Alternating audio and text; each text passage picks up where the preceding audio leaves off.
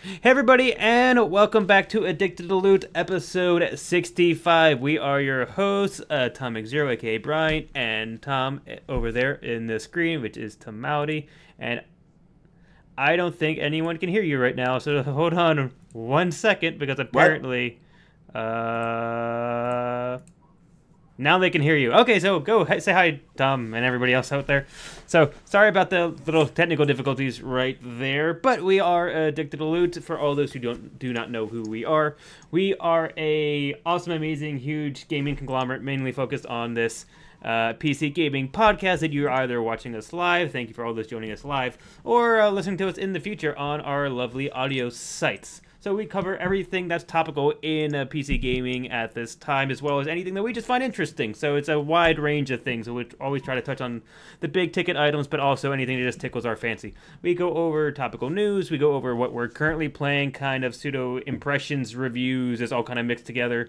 We give away a big free game of the week, which is what we our big feature that we do every week, where we spotlight a free game that's actually you're able to play right now as soon as you hear us say the words, whether you're watching us live or listening to us on a podcast. So our big free game of the week always heads up there.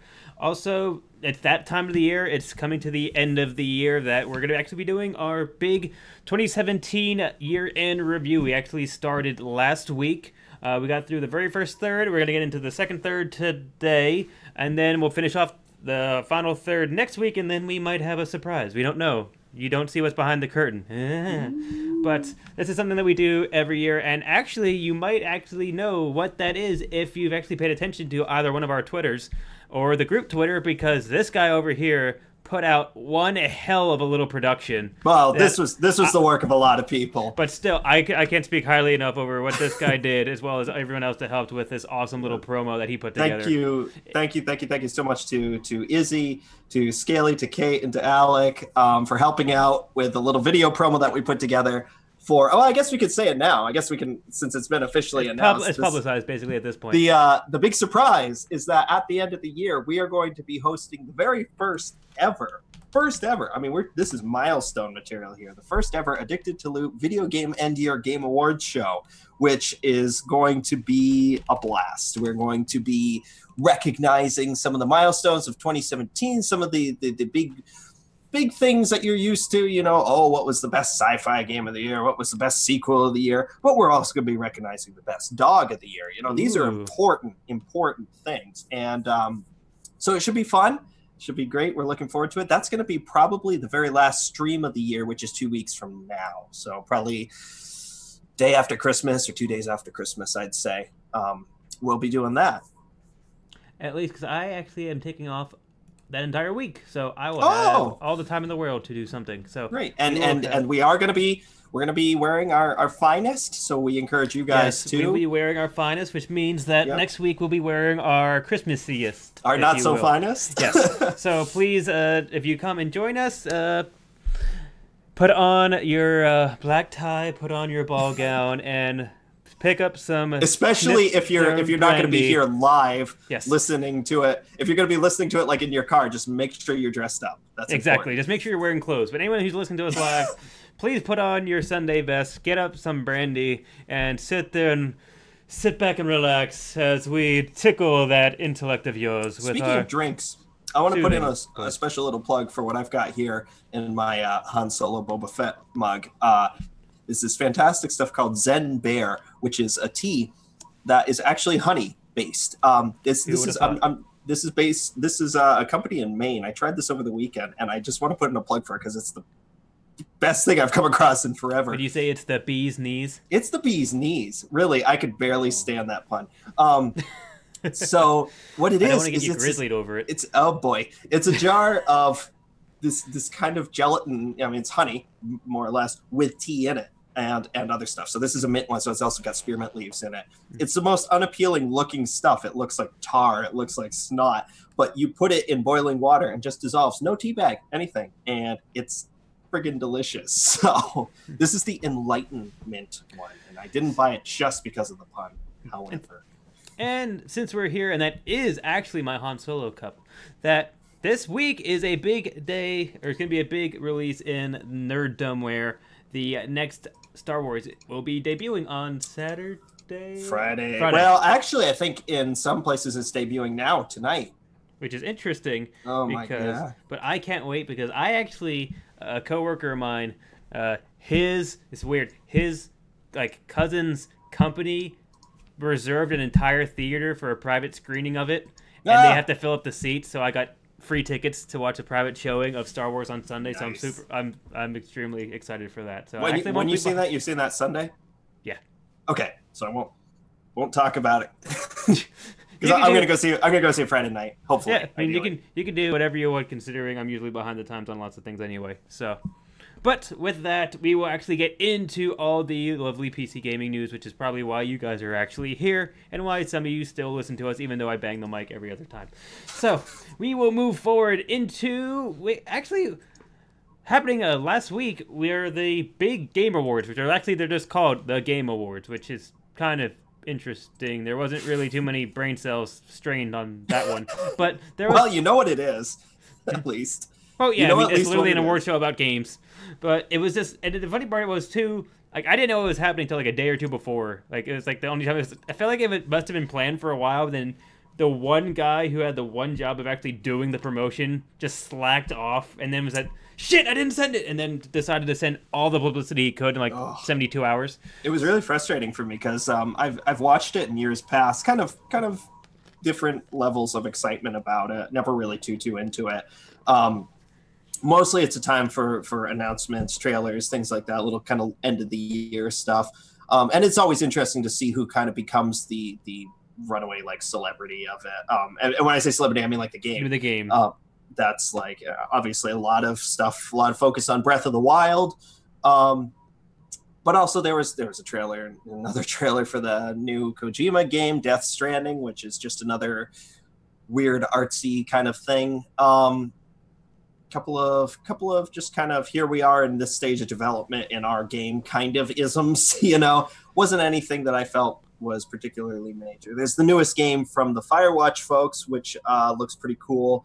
Involves you going into Egyptian tombs, which is great. I love that kind of stuff. So besides that, I don't know. I can't really think of anything that stood out for me. It aired on my personal busiest day of the week, so I couldn't watch it. I just was watching the Twitter comments. I just caught streams or little snippets here and there, a few after the fact trailers and stuff like that. Mm-hmm. But it did happen. It was a big thing, but it didn't seem like there's any too many super groundbreaking trailers or reveals or anything else like that. But it happened. There's plenty of complete summary and review articles out there if you just want to go and check them out. There's Polygon had one that's basically just lists the nominees and winners of every single category, as well as all of the trailers and whatnot. So they're really easily found. Go and enjoy them. But also, if we didn't actually say it before, if people are familiar with our normal configuration of the show, but didn't catch last week's, this week we're going to be doing the same thing of our standard content of news playlists and free game of the week will be kind of cut short to a quarter, half of the length, just so that we can get to our year-end review, just so that everyone will know. So next big item on the list, which actually I'm personally super excited for, there was announced a Lord of the Ring cards game, which it looks really, really cool because for multiple different things. It's called Lord of the Rings Living Card Game, which well, how's it living? It's kind of like if anyone ever used to watch Yu-Gi-Oh, where they put the cards down on the deck and the people would come out of it and they would be living. Would be my guess. Was that there's a? I don't think that's the case. Something tells me that's not the case. Yeah, they're living. You put the cards down and whoomp. Hi. If the cards Steve. die, you die for real. That's how it works. But it's actually a really cool card adventure game. I'm not gonna say it's I guess it's ultimately a strategy game as well. Well, it reminds me of the concept of the Pathfinder adventure game, which we talked about, which I have. It's where it's not like Hearthstone or things like that, where it's you have a set of cards and you have an opponent that has a set of cards and you're just kind of randomly drawing it and use this. It's more like actually an RPG. It's more like a game. Solo-focused adventure. Elder Scrolls Legends kind of does. Yeah, so Elder Scrolls Legends was basically you versus the NPC going through story-esque scenarios. I'm assuming this is going to be closer to that than anything else. To your point, it basically you assemble a fellowship. It's not the fellowship because these are actually going to be based around characters that you pick or you control or you customize. Which is cool. I like Which that. I really actually like that. You I'm can into actually, that. you can have a whole fellowship of dwarves, or maybe you want a whole fellowship of Yeah. elves. Who knows what? Yeah. There's probably pros Elf and cons of now. fellowship. But there's probably a whole bunch of different types of, mixtures and different types of strategy you can do, and Yeah. maybe you can actually level up your guys, or who knows what. There's very limited knowledge out right now because it was basically announced a couple days ago. But the fun fact is, it's actually based on a actual card game put out by, oh my god, Spirits or something like that. I forget the actual name of them. Whoops. I knew it this morning. But it's actually put out back in 2011. It actually was a very successful card game to the point where they have like 20 expansions to it. Because it literally is the same thing. The one thing that's pretty cool is that the guy from Polygon who reviewed it, who's actually familiar with the card game, said that the PC game is almost identical to the card game with a few things streamlined, which I think is amazing because I love it when something is like, hey, this was successful, people love this. Let's just give them it in a nice, really colorful UI, fancy, pretty, Right. Which exciting. again happened with Pathfinder Adventures. Exactly. Just this year. So I'm super excited for this game. It's coming out in 2018 sometime. Not a lot of details, but like I said, we will be giving you them once they come up because this really a Fantasy Flight. That's what it was. Fantasy Flight Interactive. Because this is the marrying of some of our favorite things in Lord of the Rings and card games. So Yeah, we'll be covering this. It's great when something is such a loose concept. Where it's like, hey, would you play a Lord of the Rings single player card game? It's just, yep. I don't care what. I'm interested already. Yeah, I mean, literally anything that's Lord of the Rings based that's like not exactly the movies, which is really. But most of the Lord of the Rings have been, at least most Lord of the Rings based card games. Besides the Lord of the Rings Online, I'm all for it.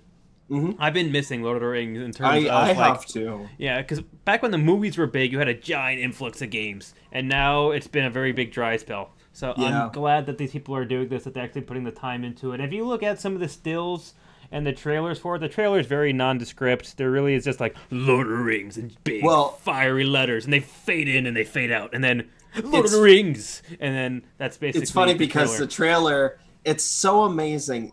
Peter Jackson deserves so friggin' much praise for what he did to Lord of the Rings. He single-handedly, like, it's like Lord of the Rings today is 50% Tolkien, 50% Peter Jackson. Because I'm watching this trailer and it starts off, woman's voice panning over the map and the world has changed. And I'm just like, that's the beginning of the Fellowship of the Ring that's been, aped 1,000 times ever since Peter Jackson first did that. And it's like, it's so funny that I don't think it was ever even mentioned that if this is based on the Peter Jackson film version of Lord of the Rings or just the property. The board game itself, I know it travels through the lands and it has like adventures that are built into each box set. But based on the titles, from what I briefly read, I don't think it's a carbon copy depiction of the story. I think it's you make up your own adventure through this part of the land. Because if you look at like all or any artwork prior to, again, the Peter Jackson films, you can see 1,000 different ways Treebeard was made, 1,000 different ways orcs were illustrated. You look at the you're saying from like a conceptual standpoint, is this from a design Peter Jackson standpoint, Lord of the Rings in terms of like, visuals and. You can tell in a second the moment that they show an orc if it's like the Shadow of games, Shadow of Mordor and Shadow of War are 100% taking the design, the Weta Workshops, prosthetics that they did for orcs and stuff like that. Yeah, right now I'd just be venturing a guess. It doesn't look like it. It actually looks like it's not completely derived from the Peter Jackson Lord of the Rings, but that's just my interpretation of a still. So take that what you will. Could be interesting to see. Yeah, I actually think it'd be interesting to have a completely different take on just maybe. And I love the Peter Jackson. Someone who's maybe more of a Tolkien purist or something like that, doing their depiction of it. I think it would be pretty cool. I love the Peter Jackson take on the Lord of the Rings The first series. Lord of the Rings. Not I the almost Hobbit. said trilogy, which is the thing. I guess I should say that because I still haven't actually watched the Hobbit films. Yeah, But- just read the book and be happier. But it's also like there's parts of me who, again, I see like the original kind of concepts for some of the stuff, and I see some of the art that was made through the years before 2000 whatever, and it's like, ooh, I'd love to see a Lord of the Rings that looks like that. That's maybe a Exactly. little No, bit I grimier, a completely little agree bit- with you, and I think the yeah. closest they ever came was that really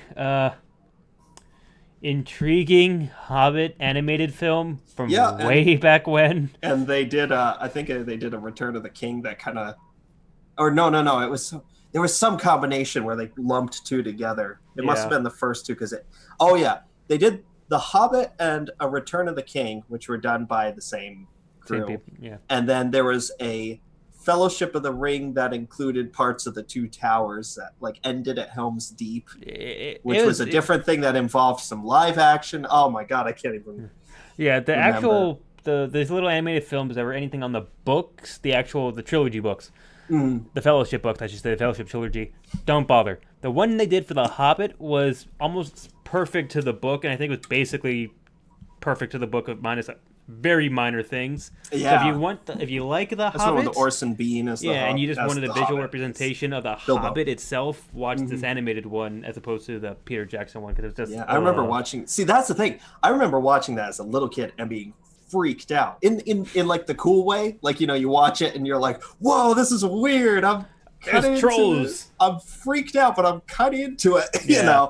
And then you go back and watch it as when you're older, and you go, oh, "Okay, this is cool." Exactly. I dig this. But So, Lord of the Rings, the living card game, keep an eye out for it, coming 2018, don't know when. There's a new Walking Dead game, which it's called The Walking Dead because it takes place in the Walking Dead universe, but that's probably about as far as it goes. It actually takes place in DC of the Walking Dead universe. Basically, you and up to... took me a second. I thought you were talking DC Comics. No, I'm like, Washington, D.C. within the Walking Dead universe. It basically pins you and up to 3 friends in kind of like a zombie survival open world scenario, but that has like base management and base building. So it's actually an interesting little title. Once again, not much that we know about it because it was basically just announced a couple days ago. I watched the trailer. The trailer looks really cool, and I like the aspect of having an open world zombie game that A is co-op and B has that, base building resource mechanic to it. Gives it a little bit something extra as opposed to just run around, kill zombie, gather thing, kill zombie, gather thing. this is one of those things that to me is like when the Jurassic Park park building game was announced. It's like, oh, why hasn't this happened before? Yeah, like It's like makes these so much games sense. exist. This concept has existed for a better part of a decade now. But why hasn't there been an official Walking Dead one? Because it's perfect. It's perfect for it. So No, I agree. I think it looks pretty cool. I think a lot of people who like any one of the numerous open world zombie games that are out there that have come out, either the new ones or the original, like they're not prequels, but like the original, like there's oh my god, the one that you like. State of Decay. There's like State of Decay 1, State Yeah. of Decay 2, and there's plenty of them. You throw a dart into a pool of zombie it's a games, genre. you're probably gonna hit a zombie survival open world game. Yeah, But- it's a genre, and it's a fun genre. But it's definitely it's like Rust, 10, all them, 10 yeah. years ago, or I guess 15 years ago now, World War II shooter. It's a genre. Yeah, this is just a genre now, but I actually think it could hopefully be a different take on the genre right now. I actually haven't gotten into any one of them. I've been wanting to, which is why I remember talking to you a while ago about State of Decay, but then like the recent reviews were really bad, which is a shame because I almost broke down and bought it. So, I like State of Decay a lot, Yeah. but I also it's been some time since I exactly. played it. So I'm hoping this comes out to be good. I like the aspect of potentially having, an ATL shack that's boarded up and it's like we're safe and it's blah, this kind of thing. Yeah, well, this also lends well to co-op survival. That's part Agreed. of the And that's the point of ethos this. of it. I don't know if there's actually a story to it, or if it's literally just here's an open world. Good luck to you and your 3 friends. Just don't die, and then you just keep doing it. Well, I mean, State of Decay's story is, it's a huge map, And it's like it starts off and it's you and a friend are on a camping trip or something. Then, oh no, why are these people attacking us? Wow, that guy doesn't look too good. You find a walkie-talkie. Hey, we're banding together at this town. Come to this town. You come to a town. Help build up this security here. And then you do, and it's like, we're looking for more survivors. Oh, we've reached contact with a nearby city. It's a story, quote. But it's just you playing the game, and then they say, now go to this area. Now here's something bigger. And play the game over here. Yeah, now play the game in this area. And it's like, in the context, that's absolutely fine. Mm-hmm. So, looks pretty cool. Once again, coming 2018. And it is finally that time of the year for the Winter Wonderland event in Overwatch. You knew it was coming. We just didn't know when it was coming. So, it's finally here. And with this event comes a few different things. There is a new PvE mode called Yeti Rush or Yeti Attack or Maze. Oh, no. Wait, hold on a second. The Season's Brawl is a 5v1 experience pitting 5 Mei Hunters against one Yeti Winston. What the hell is it called? It's PvP asymmetrical.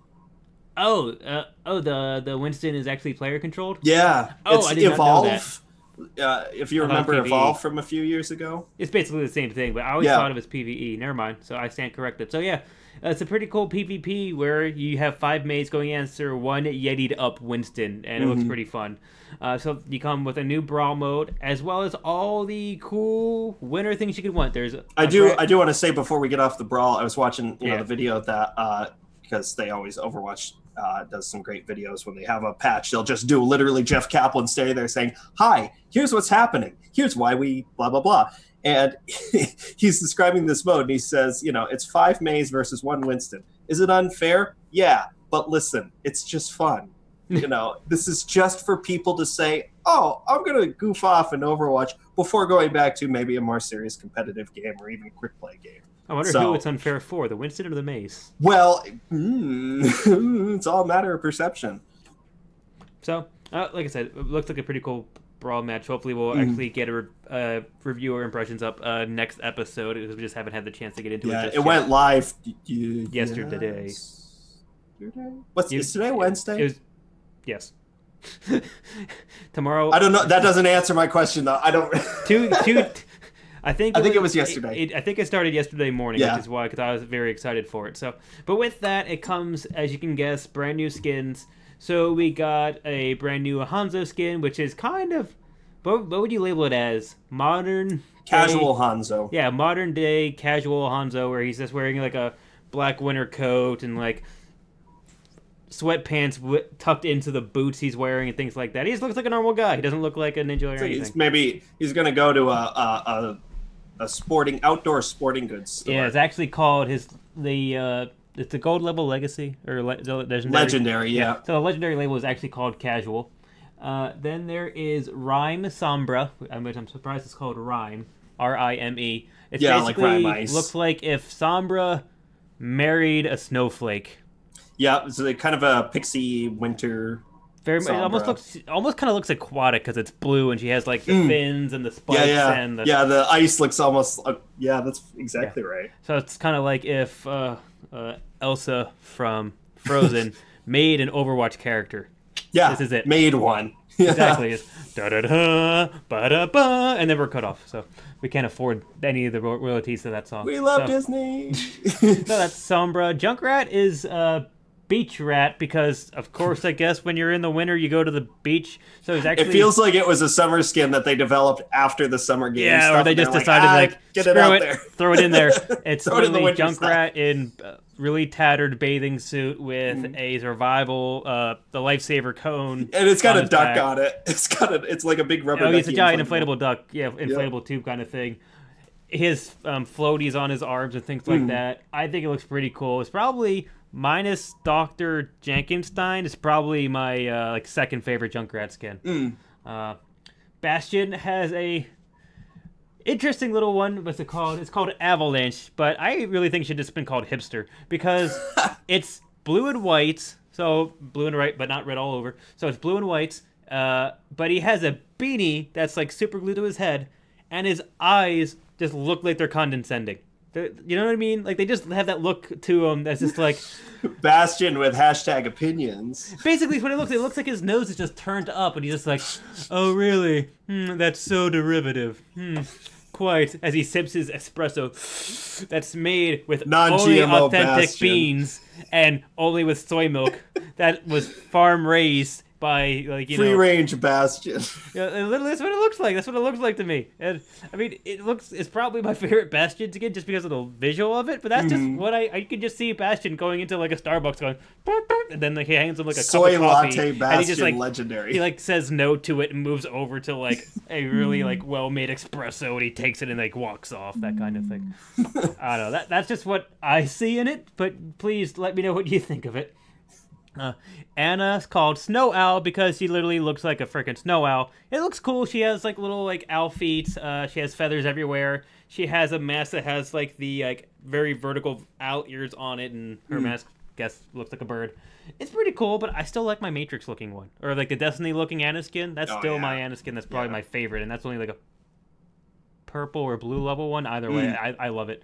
And the very final one, if I can find it here. The very final one is a Roadhog skin, which looks like a walrus. He literally has like dead fish bones on his shoulders. His hook looks like a 3-hooked fish hook. He literally looks like he has a little like winter hat with the ear flaps on it. It has tucks and a big mustache, and it's actually my favorite Roadhog skin. This is the one that as soon as I log in, I'm buying this because I've always wanted to have a Roadhog skin. It's the only one I've ever liked.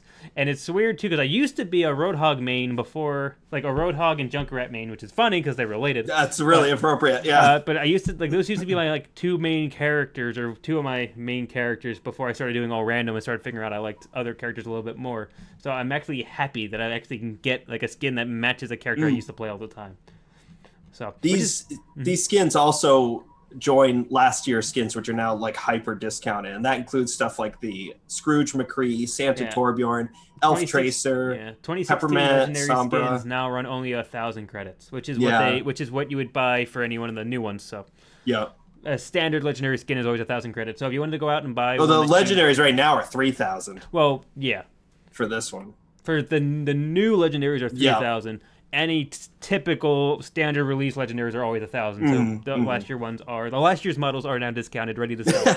Which is funny. I don't want to dwell on this too much, but the new skins this year don't do it. He has a hot opinion for you. They don't do anything for me. There isn't one of them that I like. But I'm not to say that they're bad. Was there ever another season where that happened with you for Overwatch? Because usually there's always at least one skin where you. There's always at least one. And last Halloween, it was like every single one. I was like, I want that. I want that. I want that. I want that. I want that. Like all my characters are Halloween themed right now, if they can be. Just objectively prefer them over like the only character that I love the default skin more than any of the others is Sombra. Like there isn't a Sombra skin that I've seen that I prefer more than her purple her standard one default. Yeah, interesting. That like if that was one that you would unlock, that's the one I would. Interesting. So, but I do like, this is a good chance to get. I didn't get Santa Torbjorn last year. Oh, I love Santa Torbjorn. I didn't get. He stole my heart. I like the Peppermint Sombra one, so just there's some of that kind of stuff. I did get Scrooge McCree last year, things like that. I forgot. Oh yeah. But there's also the Kings Row and Hanamura, and I think another map got winter makeovers, which are really cool. I always like that. They're very much holiday winter makeovers of it with some Christmas decorations, things like that. And I think May's Snowball Fight is back as a brawl. It looks like it. There's pictures for it all over the place. Yeah. There's a bunch of heroes being pelted with snowballs, which looks like fun.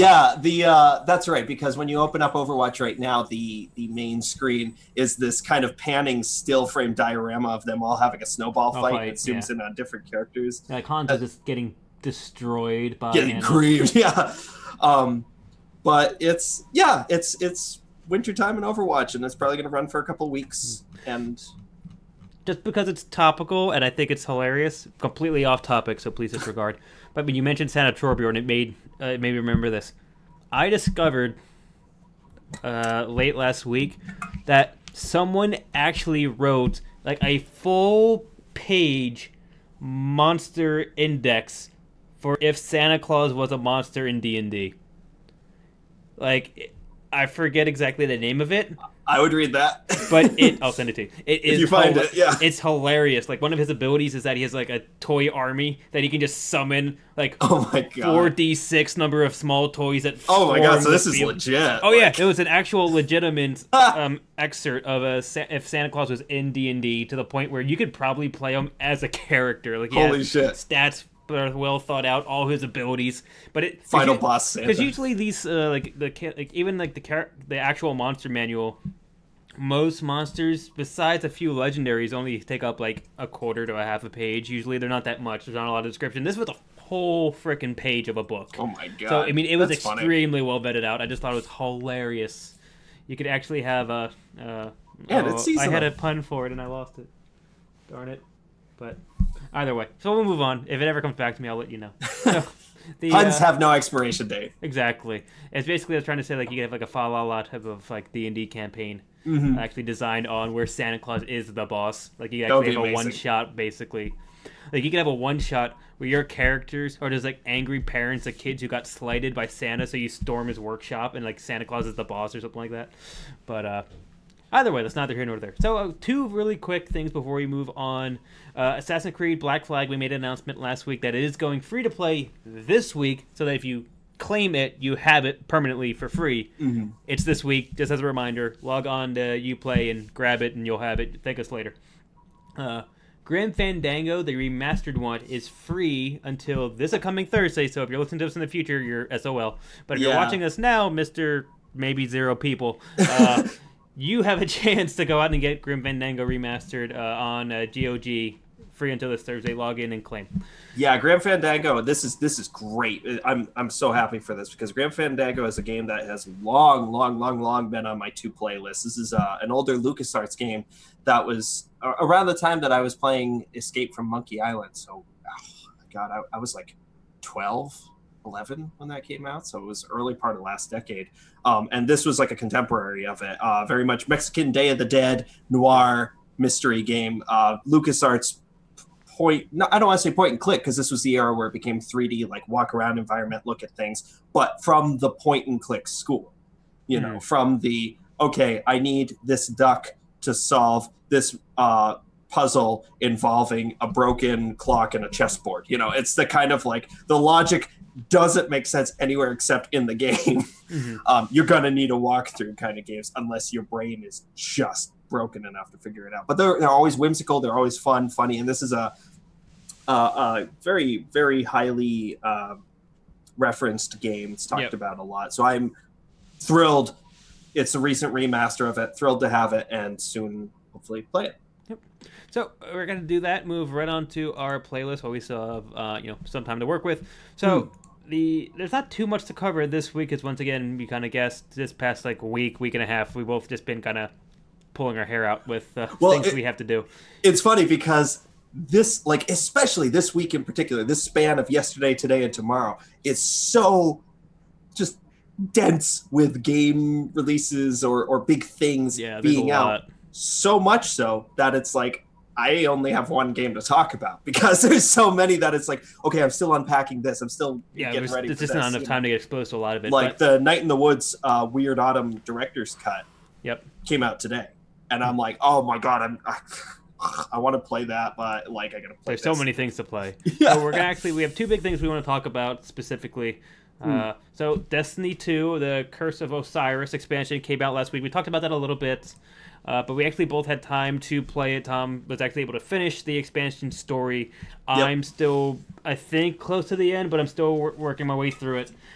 So we both have basically got an exposure to it and had a chance to talk about it. One thing, just want to state that before we get into this, we spoke last week how the expansion came with basically like almost a paywall where they put certain things behind a paywall because basically only people that had the expansion were able to get those things. Destiny, or Bungie, I should say, has already adjusted that. They said, we heard you, we agree, it's unfair, we wiped all of it out. So only the things that came with the physical expansion, meaning like one aspect of the raid, the new planet, and the new strikes that go with the planet, are the only things that you can't get, which makes sense. I mean, they makes perfect sense. So, it was literally a day late, but thank you, Bungie, for continuously listening to the community and actually doing something about it. So thank you, at least, for that. I'm amazed at Bungie's patience. Those guys got to be so pissed off right now that work for Destiny 2 for Bungie, because it's like for a month straight it feels like they announce something, there's a problem. They announce something, there's a problem. They announce something, there's a problem. And each and every one of those they've addressed.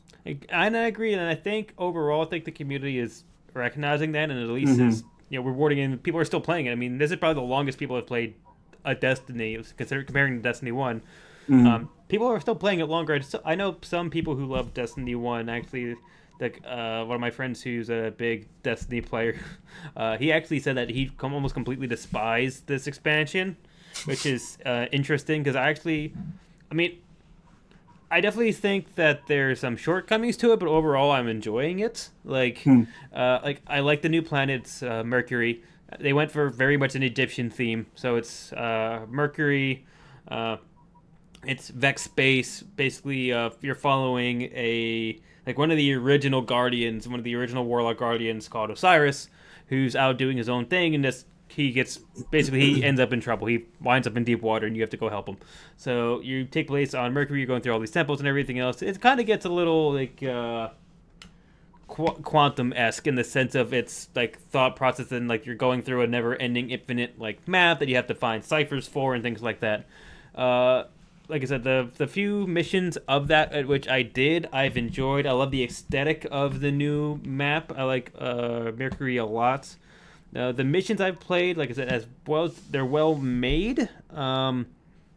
Maybe by the end of the campaign, I can say whether or not I completely agree with my statement of saying that it's good, but it's kind of hollow in the sense of, I mean, I can see why I'm doing the things I'm doing, but it's not like a ton of urgency. Like, you know what I mean? Like it's lacking that oomph to really make it like, I'm doing this for a reason. I can see the reason and it makes sense. Realistically, you just kind of, the Warlock chick, Ikora, just basically says, "Hey, nudge, nudge. I want you to do something for me." Okay, and then it's like the world's ending again, but it's like no one knows besides you and like two other people, and it's kind of like, wait a minute. So I don't know. Like I said, I like all the other aspects of it. The story itself is, I feel like, maybe a little light or a little hollow compared to like the original story, or even like the Taken King.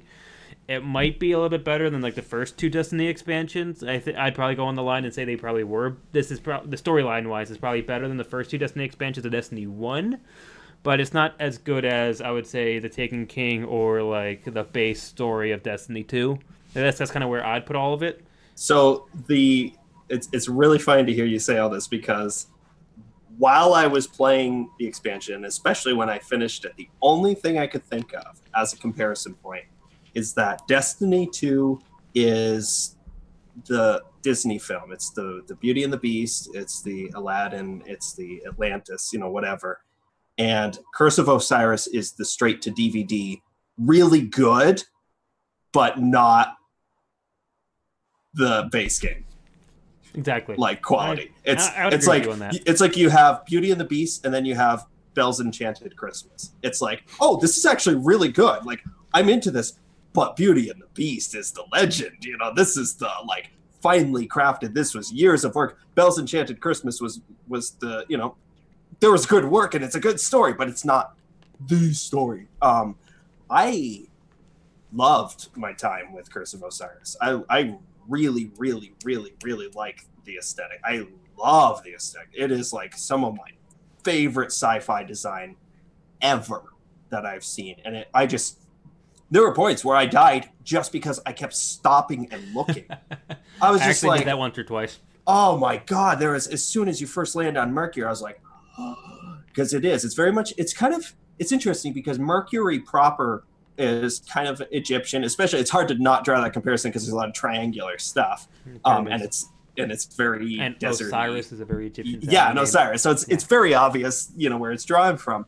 But then when you go into this kind of, it's this cool concept called the Infinite Forest, which is this basically you're getting from point A to point B at any given time, but it randomly generates the map as you go.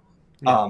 In chunks, and depending on the mission you're doing, it's also randomly generating enemies. Story-wise, the lore is that it's a simulation, so that's why it's doing that. It's not an actual physical place. You are just fighting simulated enemies in a simulated area. So it could be Cabal. They've decided that they want to simulate Cabal in this stretch of it. And the design of that is almost like Mesopotamian, which is really cool. A lot of blues and golds, very cool. Big open area where all this is happening.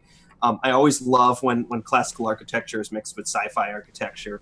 And then, especially in the campaign itself, you visit Mercury at 3 different periods of time, which is the past, present, and future, and like a dark future. And it's so cool because the past is like straight out of No Man's Sky. It's like pink and blue and yellow and green. It's just these bright, lush colors. It just took my breath away when I first saw it. And then present Mercury, again, is kind of like this Egyptian desert sort of feel.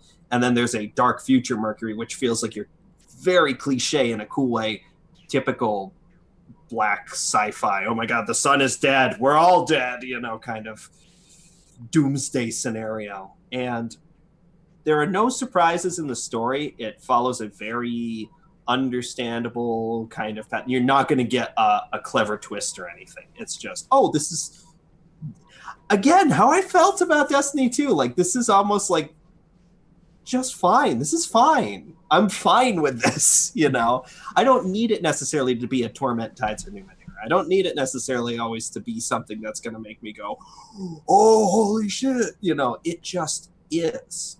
Hey, this is happening. We need you to go and stop this. Cool. I'll be there. Great voice acting through the new, temporary. You get a temporary different ghost, which is Osiris's ghost. Yep. And Osiris himself actually appears, and it gives you a couple of situations where you revisit everything except Titan, I believe. You go back to the EDZ, Nessus, and Io for 3 different situations. Mercury itself, like the actual planet area of Mercury, it's kind of deceptive because it's very small. It's a very, very tiny area with like one public event, one sort of hub, NPC. But really what they want you to do is there's like a lot of adventures, which are the side quests. And since completing the campaign, I've completed maybe like 3 or 4 of those adventures, and they're still coming. And it's like you do them one at a time. Where originally, like on the EDZ or wherever, they're just out there. It's like, there's an adventure here. Oh, there's an adventure in this area. And there's probably a dozen on the map. This is almost like a second campaign. It's like you do one adventure and they say, hey, can you do this? Blah, blah, blah. Oh, all right. And because of that, now here's a second adventure. So they follow in a series, which is cool. It's cool. It feels almost like a second mini campaign on this already mini campaign. Exactly. But there's new items, new armor, and yesterday they've added Masterwork tier items, which, have you heard about this? They add I think so. They have I believe, I could be wrong about this, but they have the default buff of a weapon and then a randomly rolled new buff. That's right. Yeah. You're right. And it's a tier above exotic, which is interesting because is it like typically exotic was like that's the top tier. So can you still equip only one exotic and one masterwork? I don't know. That's a good question. I'm not sure. It'd be interesting to see. I would guess that you probably can't overload and like you can't have like masterwork arms and chests. I would assume it's one or the other. I don't know if you can have a masterwork and an exotic. I don't know. Yeah, that's what I'm curious about. If it is treated as like next tier up. Mm-hmm. So, but yeah, new Destiny stuff for the price of the expansion pack. I feel it's fine because I know there's at least one other expansion coming. Maybe I'm biased, but as a sci-fi design fan, it was worth the price just to be in these environments. From a gameplay perspective, I could see where someone would say it's not enough for them. I think the ultimate question with DLC is always, can you skip it? And it's not essential. Like if I hadn't if I didn't have this, I'd still be having fun with base game Destiny. But as a fan of Destiny, it's hard to say it's not. It feels so kind of ingrained with where the game is going, because it's a game that is evolving every time they update it. But I mean, on top of that, you have a new strike, or at least a new level of strike. They added in something called Heroic Strikes, which is basically the standard strike mission, but harder. The enemies go from standard enemies to like heroic enemies. The bosses are harder. I'd say there's more like minor bosses than the standard tier. So they definitely are harder. I'd say they're more like adrenaline packed. I did 3 or 4 of them, to get the achievement and just to see what they're like. I like them. I do like the added difficulty of them, but I do wish, like in Destiny 1, they work as a completely different strike. As opposed to just being the same map but harder. I wish it was just completely different. That's splitting hairs, but that's another thing you got. No, it's understandable though. And the other thing I believe that was part of this is that there's a new section of the raid now that is unlocked by the expansion. So you can still do the standards, but I think there's now a new area or a new section of the raid interior that gets unlocked by having this expansion, which we haven't had a chance to explore yet. Yeah, I think that's all fastest. I think there's also strikes that are Mercury themed. I know that in the base game there was a Crucible map on Mercury. Mm-hmm. So I don't know if these strikes are part and parcel with the. I would imagine that they are with the DLC. Mm-hmm. But yeah, it's interesting because I remember there was a Mercury map in the PvP rotation before Curse of Osiris was out. So, I don't know. But point being, I like it. I do recommend fans or even like middling fans of Destiny 2 get it. It's not going to change the game, but what is changing the game is stuff that's happening around it. Yeah, if that makes sense. And like I said, I did enjoy it enough to the fact that like I bought the base game and the expansion pass ahead of everything. Mm-hmm. So for me, I was kind of already locked into it, but I still enjoy it. I do like it. I think if you certainly don't regret it. That's how I think if you like Destiny 2 base game, I would say go ahead and get the expansion. I think it's well worth it. And of course we're going to be putting in across both of us more time. Hopefully we haven't been able to co-op any of it yet.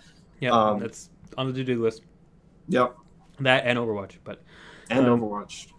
So that's everything I had covered. That's everything I basically played over the weekend, if I remember correctly. So everything's a blur anymore. So Tom's going to go into something that I am still excited to hear about because I need to get this game as well, but I want to see what he thinks of it before I get it, which is the big Okami release.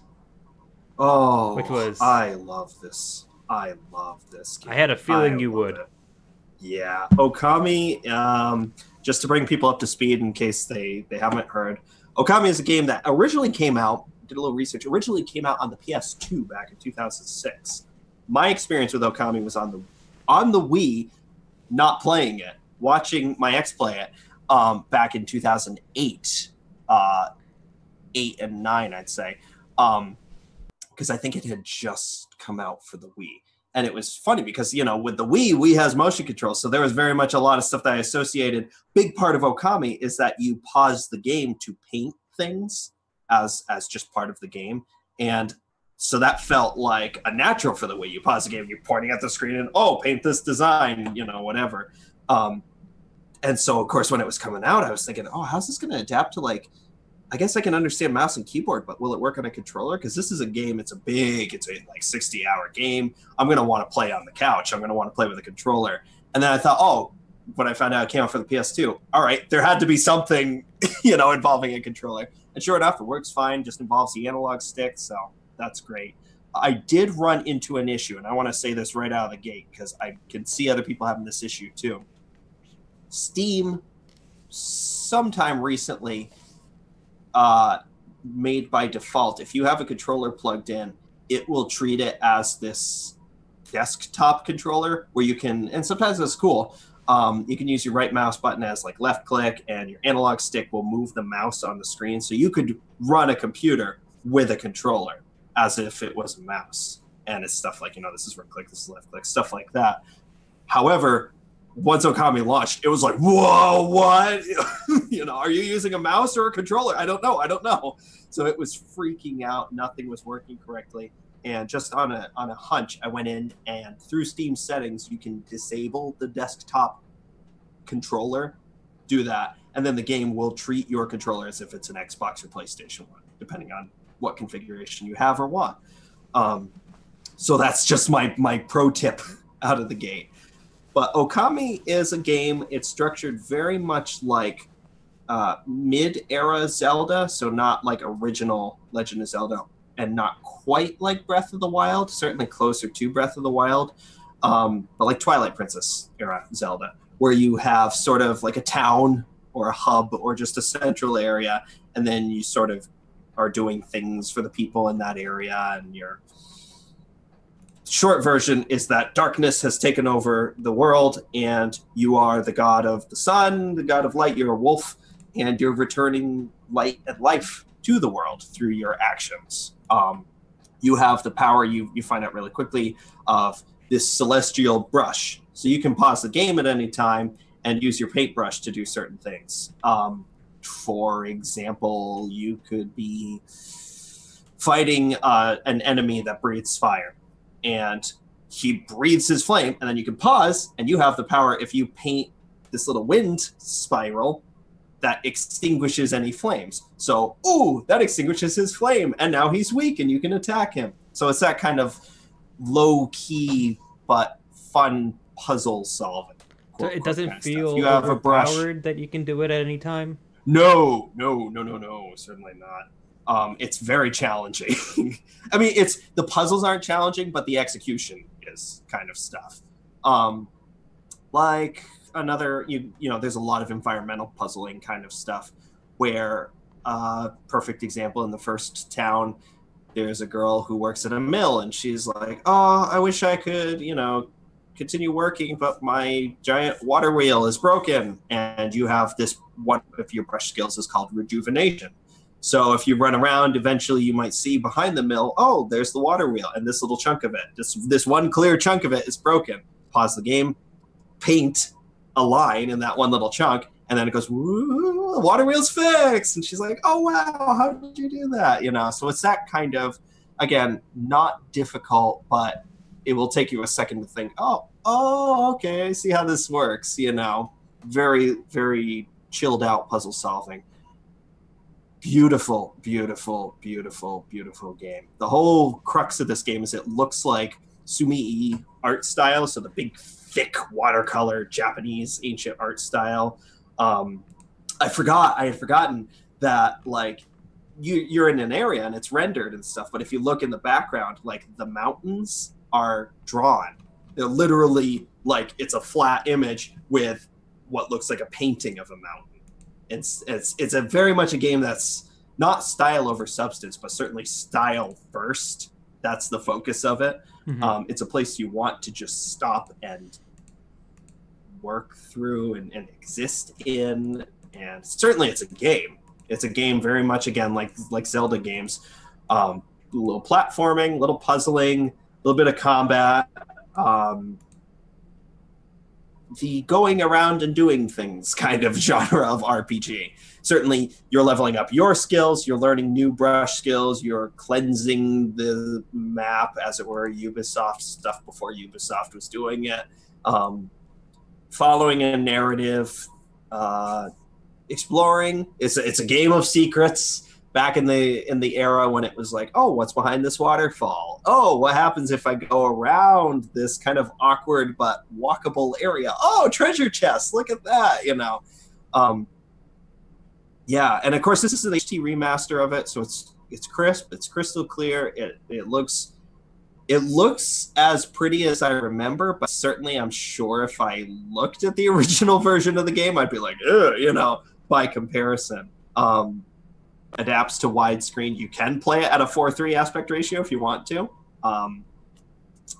Seems to run perfectly. I logged about 2.5 hours last night, and it's a game that's a couch game. It's a game you want to say, I'm gonna play this for a chunk of time. It's not a dip in and dip out game. It's a big sweeping, massive RPG. And I'm one that I'm thrilled to spend the required time to play. But yeah, Okami HD. Like I said, I'm still actually looking at getting it, so that's good to hear. It's actually the things I wanted to hear, thankfully. Yeah. It holds up by modern standards. It doesn't feel like a dated game, but there are elements of it, again, like the secret treasure chest behind the waterfall is something that you don't see much anymore because games are so much more deliberate. Skyrim was the last game that really felt like, whoa, what's here? What's there? This is great. And certainly Breath of the Wild, you know. So it's cool to play that type of game. It could have been released today and you'd say, this is great. You can hold it up by today's standards. All right. And it looks like you have one last thing, the Broken Reality demo. Just one last thing to talk about. That's right. I just played this. I just finished this like before we started streaming, which is really great. This is a game. It's hard to. This one's harder to sell. This is a demo for a game, I guess, that's coming out, I would imagine, in the coming year called Broken Reality. And it's a. I don't even know how to describe it. If anyone's familiar with Vaporwave and what Vaporwave is, it's a kind of art/music style, design style that is taking elements of a little bit of the 80s, but a lot of early mid 90s this looks like internet. Looks like an acid trip. Yeah, internet. Boy, I don't know how to really describe Vaporwave. It's like taking internet and consumer culture and corporate culture and the kind of gaudiness of that and turning it up to 11. It almost looks like when a game glitches or when something glitches and it's all of a sudden like ridiculously colorful and rainbow and textures are in the wrong places and stuff. It's elevating that. Yeah, it's just the game. Yeah, it's elevating that to an art form. And that's what Vaporwave is. And it's a great, I love it. It started off as an ironic thing, but I love it as a music genre. It's actually really cool. I like making Vaporwave music. But that's neither here nor there. This game, this is the first one I've played. I've played a lot. There's a lot that kind of gamifies it. This is the first one that actually feels like a playable game more than just a walking Vaporwave art piece. This is using elements of stuff like, you get a sword at one point. There are certain areas of the game that are blocked off by pop-up ads, and it is just literally something that pops up that says, hey, you have a virus, aka you can't travel to this area of the map. And it's like, how do I get past that? And at one point, you get this katana, which can slice through viruses. It's your, like, firewall hacker kind of thing. So there's actual gameplay to this. You're accumulating popularity, which you get by you have a big thumb and you like things like Facebook likes. You can, take pictures of these icons, and the more icons you take, I guess the more kind of like it's almost like Instagram likes you're getting. It's taking conceptual stuff and turning it into something playable. But certainly the art and the music are top tier Vaporwave. Again, it's hard to sell, but this is a free demo. So if you're ever curious about what this could kind of feel and look like, it's something I'm very much into. And I know that there is a facet of people that I'm into, and most of them I follow on Twitter. So we're a small but mighty bunch. Very colorful, it's fascinating. Look up Vaporwave sometime, just as a genre. All right. We're actually going to go into our free game of the week now. This is actually one that I picked out and I'm going to cover real quick, which is usually it's like a blue whale. Not a blue whale. White whale. You just hardly ever see it. I was thinking blue moon and white whale. So it's like a blue whale. You hardly ever see it except for when it shows up, which is pretty often. Because they're large and big and numerous. But anyway. Hard to miss them. So the free game of the week that I'm going to be doing, or forgot to, if you will, is a game called Spin-Nortality. Not Spin-tality, not Spin-Mortality. I keep saying Spin Doctors. It's a hard title for an interesting game, basically. And it's free on itch.io now. Basically, you can play the kind of like the developer's demo of the game. Like it's something that you would something like if you kickstart a game, this would be kind of this demo you kind of get like for that Cultist Simulator has something like that. Yeah. So this is actually a cool little game. This is a game that simulates. It's a turn-based strategy game, but it's a strategy game where if you were playing a giant corporation that had its entire desire was to take over the world, you're actually playing the evil CEO trying to take over the world by like buying governments, deploying strike teams, swaying votes, controlling population, controlling the interests of the population to make more money. Like, it's all of that in a turn-based strategy game. So like every end turn is a quarter of a fiscal year, and each time you do that, you have to assign work. You have to like hire workers, assign workers, rebalance your company, decide how you want to market things, where you want to market things. You have to decide on like which governments do you support, which ones don't you support. You're like, oh, well, the All People's Republic really likes spirituality, but my products hate spirituality, so I'm going to actually back the rebels, which will then give me favor with them when they come into power, so that I can then use to push a vote to do blankety blank. Like, that's kind of the reasoning you have while playing this game. So really it's cool the kind game. of thing that almost shows up as like a mini game element in other games, so it's cool to see something like this actually brought to this kind of scale. Yeah, it's basically if you're familiar like with the Shadowrun universe or the Shadowrun tabletop game, it's basically you're like playing one of the 5 major corporations that runs the Shadowrun universe after the fall. I have Shadowrun games. I'm so excited to play them someday. Me too. I have I bought all of them on Steam sales. For I think all of them. I just never played them. They're supposed to be amazing RPGs, and the tabletop is amazing, but it's super complex. I actually have the core rulebook for the Shadowrun tabletop game. Oh man, but it's this great like sci-fi fantasy blend. But yeah, it's the size of a Bible, but bigger. It's as big as you could imagine. It's like bigger than your lap and super thick. Like there's like 10 pages on like just like a facet of like one character. Cool. So it's like a completely over the top complex game, but love it. It all depends. But yeah, it's a game that I still want to actually try to play from a tabletop standpoint. But yeah, Spin Nortality, they will be linked in our show notes. Great little game. Go on to itch.io and check it out. If you just put in Spin Nortality, it's the only thing that pops up. Really easy to find. So we're actually going to go over now into our 2017 year-end review. So we're actually going to get back into that. We left off last week when we reviewed Prey, or we left off at Prey. So now we're going to be going into the next third of our list going through here. Just a quick recap. We covered some things like Night in the Woods, For Honor, Ghost Recon Wildlands, Mass Effect Andromeda, Dawn of War 3, and PlayerUnknown's Battlegrounds last week. So if you want to hear us kind of... Basically what we're doing is we're just sort of going over like, what was this game? What did it mean? Sort of stuff leading up to our big end year award show. So this week we're kicking off with Endless Space 2. So this is one of the bigger names in 4X that happened this year. These are from the same people that did Endless Space 1 as well as Endless Legacy. So this is a game that actually, I know, Tom, that you actually got to play, but for all those out there, it's a 4X game. So explore, exterminate, exploit, and did I say explore? Expand, expand.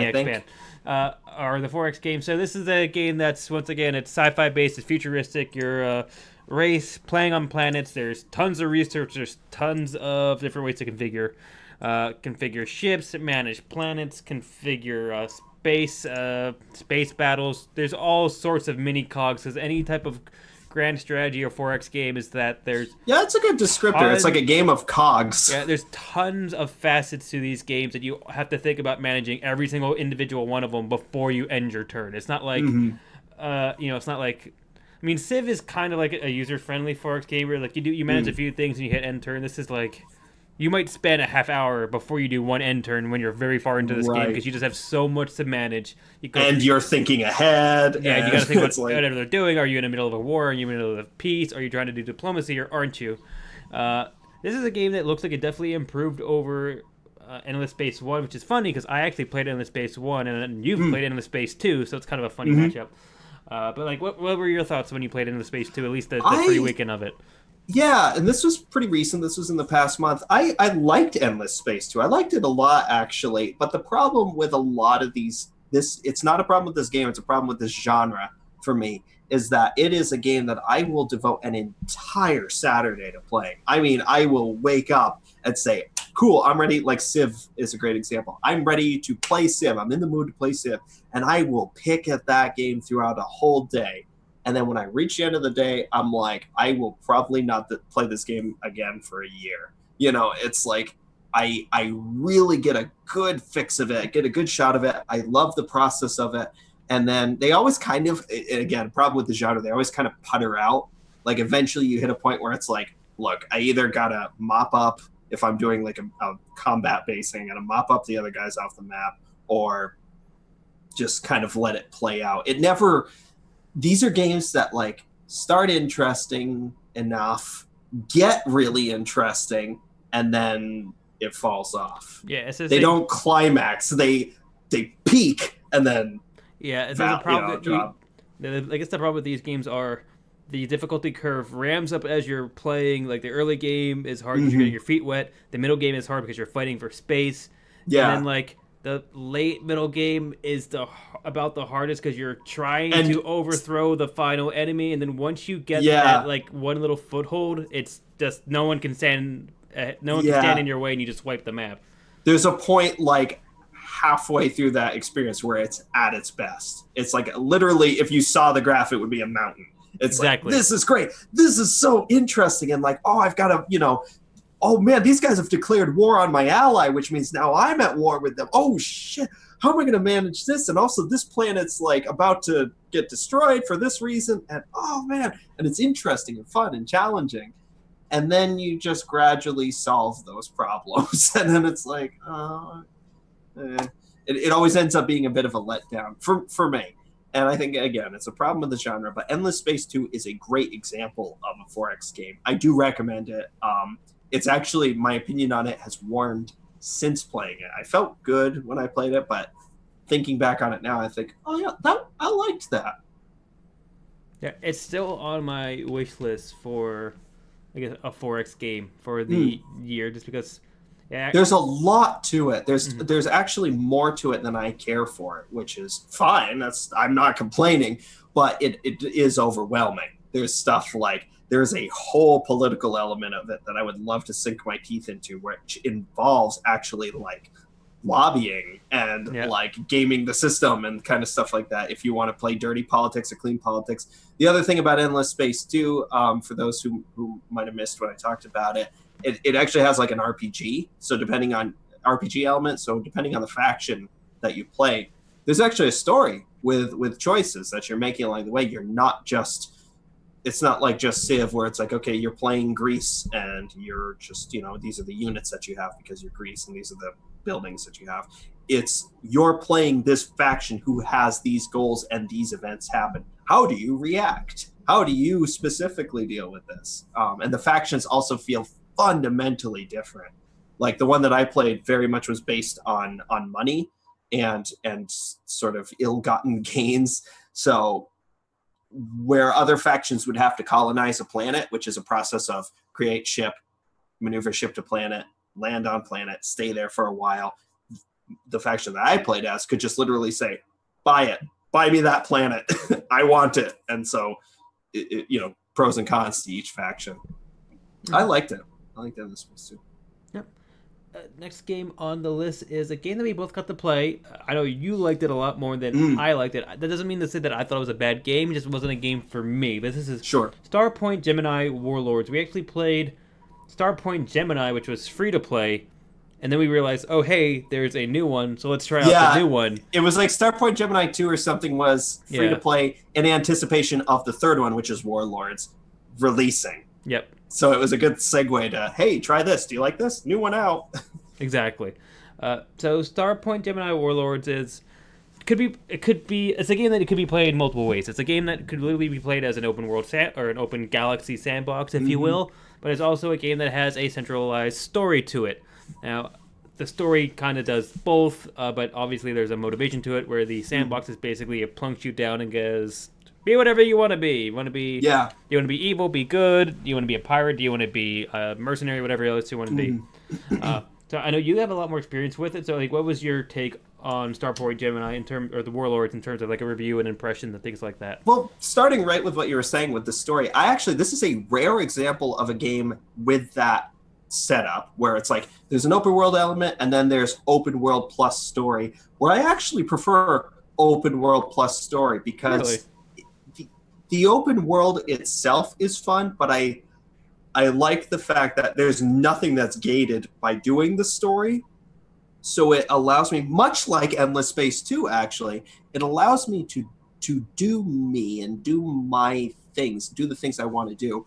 But there is some overarching reason why. You know, it's like I can be the space, the legitimate above board space trader, or I could be the kind of space smuggler, or I could just be like a guy who, you know, does junking and mining for stuff and scrap, you know, and sells it for whatever little meager bits you get.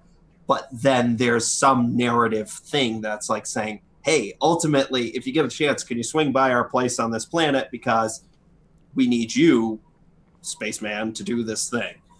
I like that. I like that as something that I can then. I had that experience with Skyrim. It's like, okay, I'm doing all this stuff for these people in this city and also helping out the Thieves Guild and stuff like that. Also, I'm some kind of chosen one, so I guess I should probably take care of these dragons. You know, it's like I kind of liked that when things got quiet. I thought, well, here's something that I do have to do, so I'm going to do that. But yeah, in saying all that, basically describing Starpoint Gemini Warlords, it is a freelancer-esque game, both in spirit and literally spiritual successor to the game Freelancer, where you have a ship, you have the universe, and it's not as open as that, but you have different ways of making money, which you can use to get a better ship or progress this or progress that. It's kind of a game where it benefits if you can get lost in it and just say, I'm captain of small spaceship and making my way in the universe. More or less.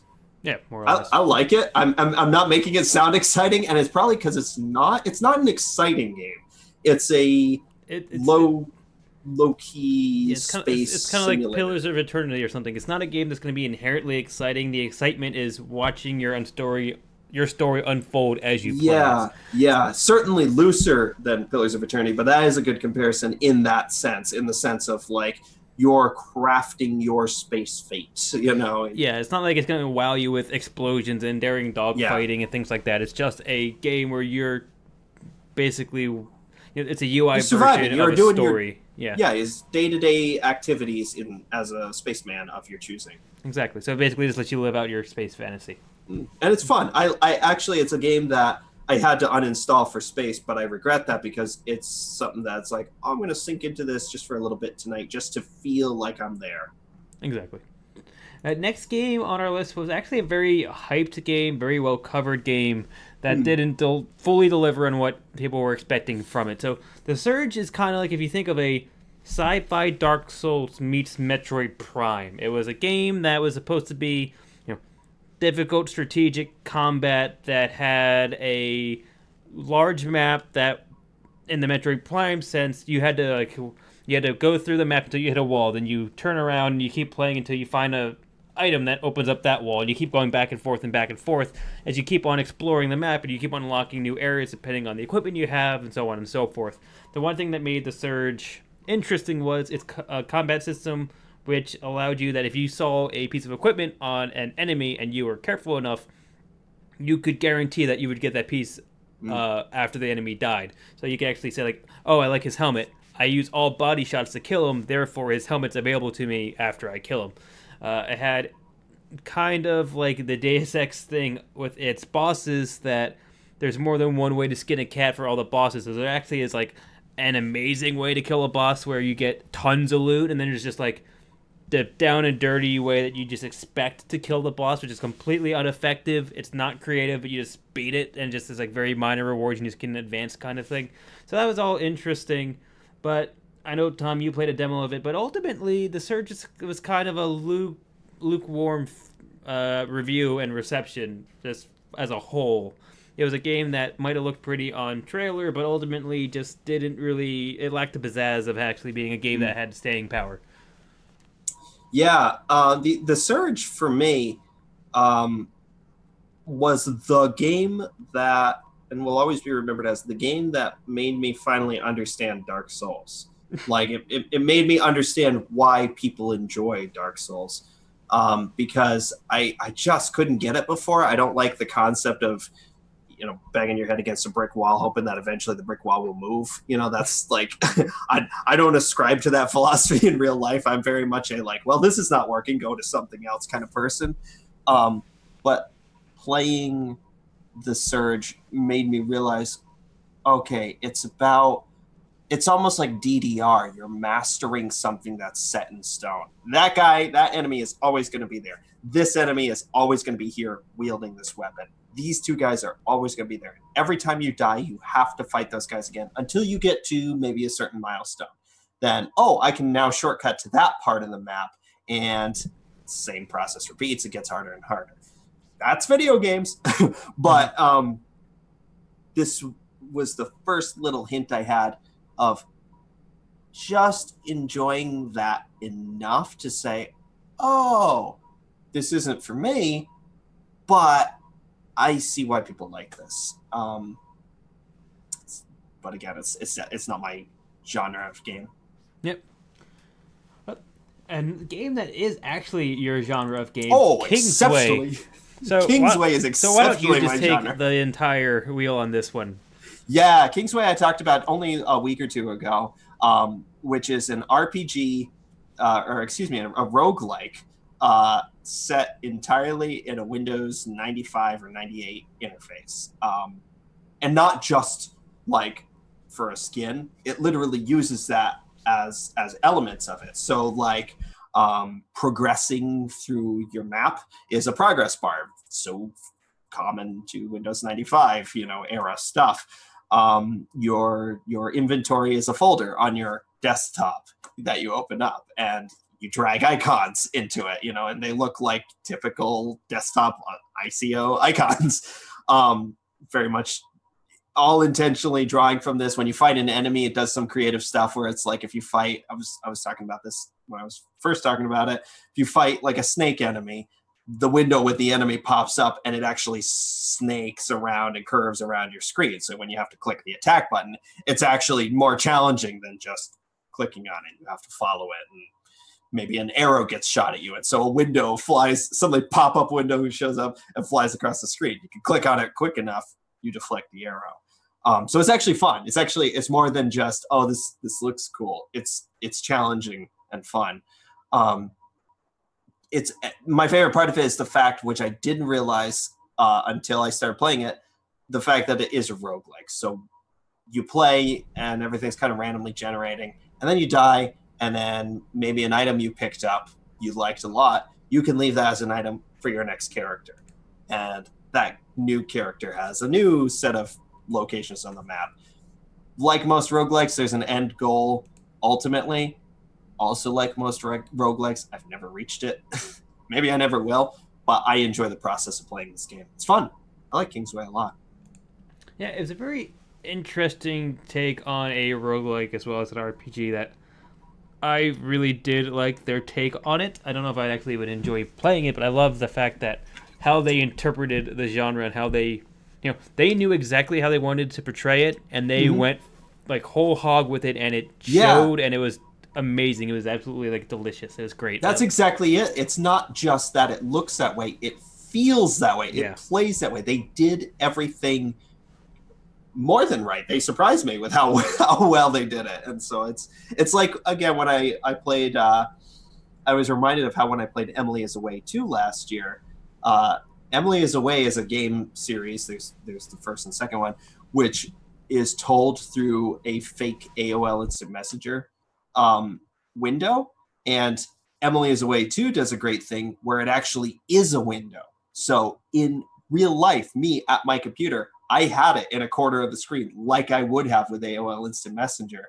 And boy, did that do wonders for the experience of an already great game. Just to have this video game simulation of AOL Messenger telling a dramatic story while I'm chatting with you, Brian, in real life and looking at Twitter and, browsing regular websites. Exactly. And it's like, oh, Emily sent me a message, quote, quote. So I love stuff like that where the execution is actually part of the game. The design is part of the execution, I should say.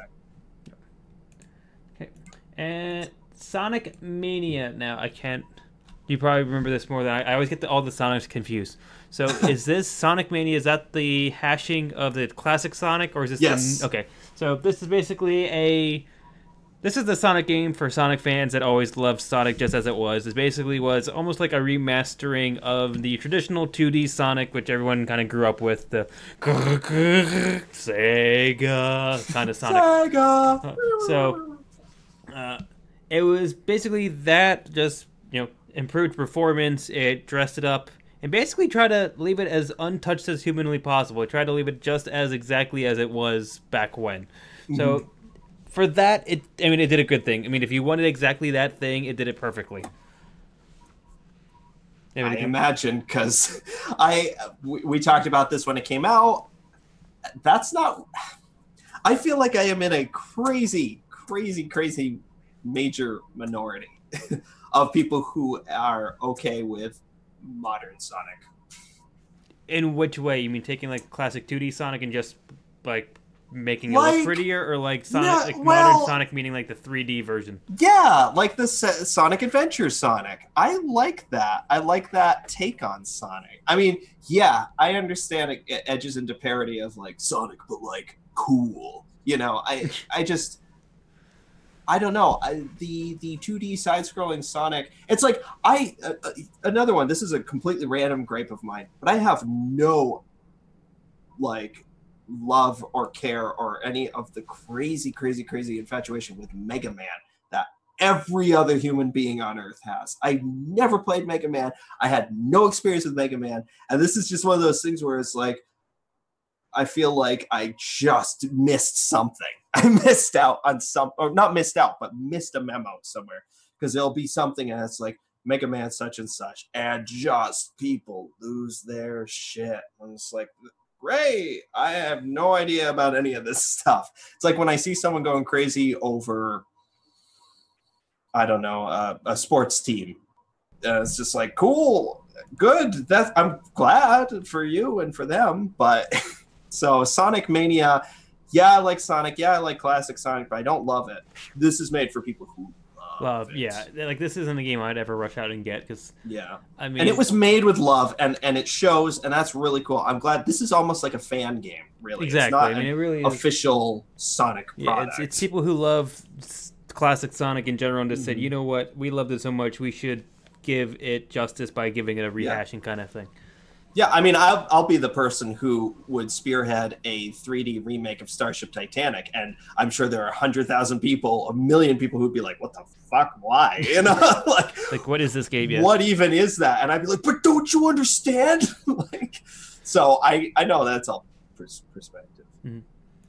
Now, Divinity Original Sin 2. Now, Divinity Original Sin 1, you don't really need to say much about it at all. It was huge, especially anyone who loved massive RPGs loved this game, because it was that's a nut I've tried to crack like a dozen times. I mean, but this is like epic RPG to the max, where it's almost like if you were playing a D&D game that was basically DM'd by an NPC. It's like almost anything can happen in almost any sort of way, like to the point where you could kill characters, you can kill off NPCs. It's all interesting little things. Divinity Original Sin 2 took the same formula and just kept on riding it. They kept on beating the horse to the point where it's just a completely different story, but controls the same way. They improved some of the inner working mechanics of it, but ultimately it's a new story that's just massive. Like this is another like 100-hour game kind of thing. It sounds like 2 is more focused than 1. It sounded like it. I think 1 may have been a little bit more open world-y, like open story-y, but 2 is definitely a much more direct storyline. Mm-hmm. And like I said, to the point of having pre-written main characters that you could play as, which is an interesting. Oh, exactly. Yeah, you could customize a character, or you could just choose to be a main character that could potentially be a party member of yours. Mm-hmm. But this is the game that I actually broke down and got. It's funny, like the intro area took me like 7 to 8 hours or something like. Oh. So I forget exactly what it was. Like, I think I just got out of. Now I'm curious now. Like I just got out of the intro map. Oh no, actually it only took me about 5 hours. But still, I mean, like that's kind of the game this is. Like it's just big. It's just there's a lot to get through it. It's a very detailed. There's tons of choices and violent versus non-violent ways of just solutions of different things. Like they're like literally to get out of the intro map area.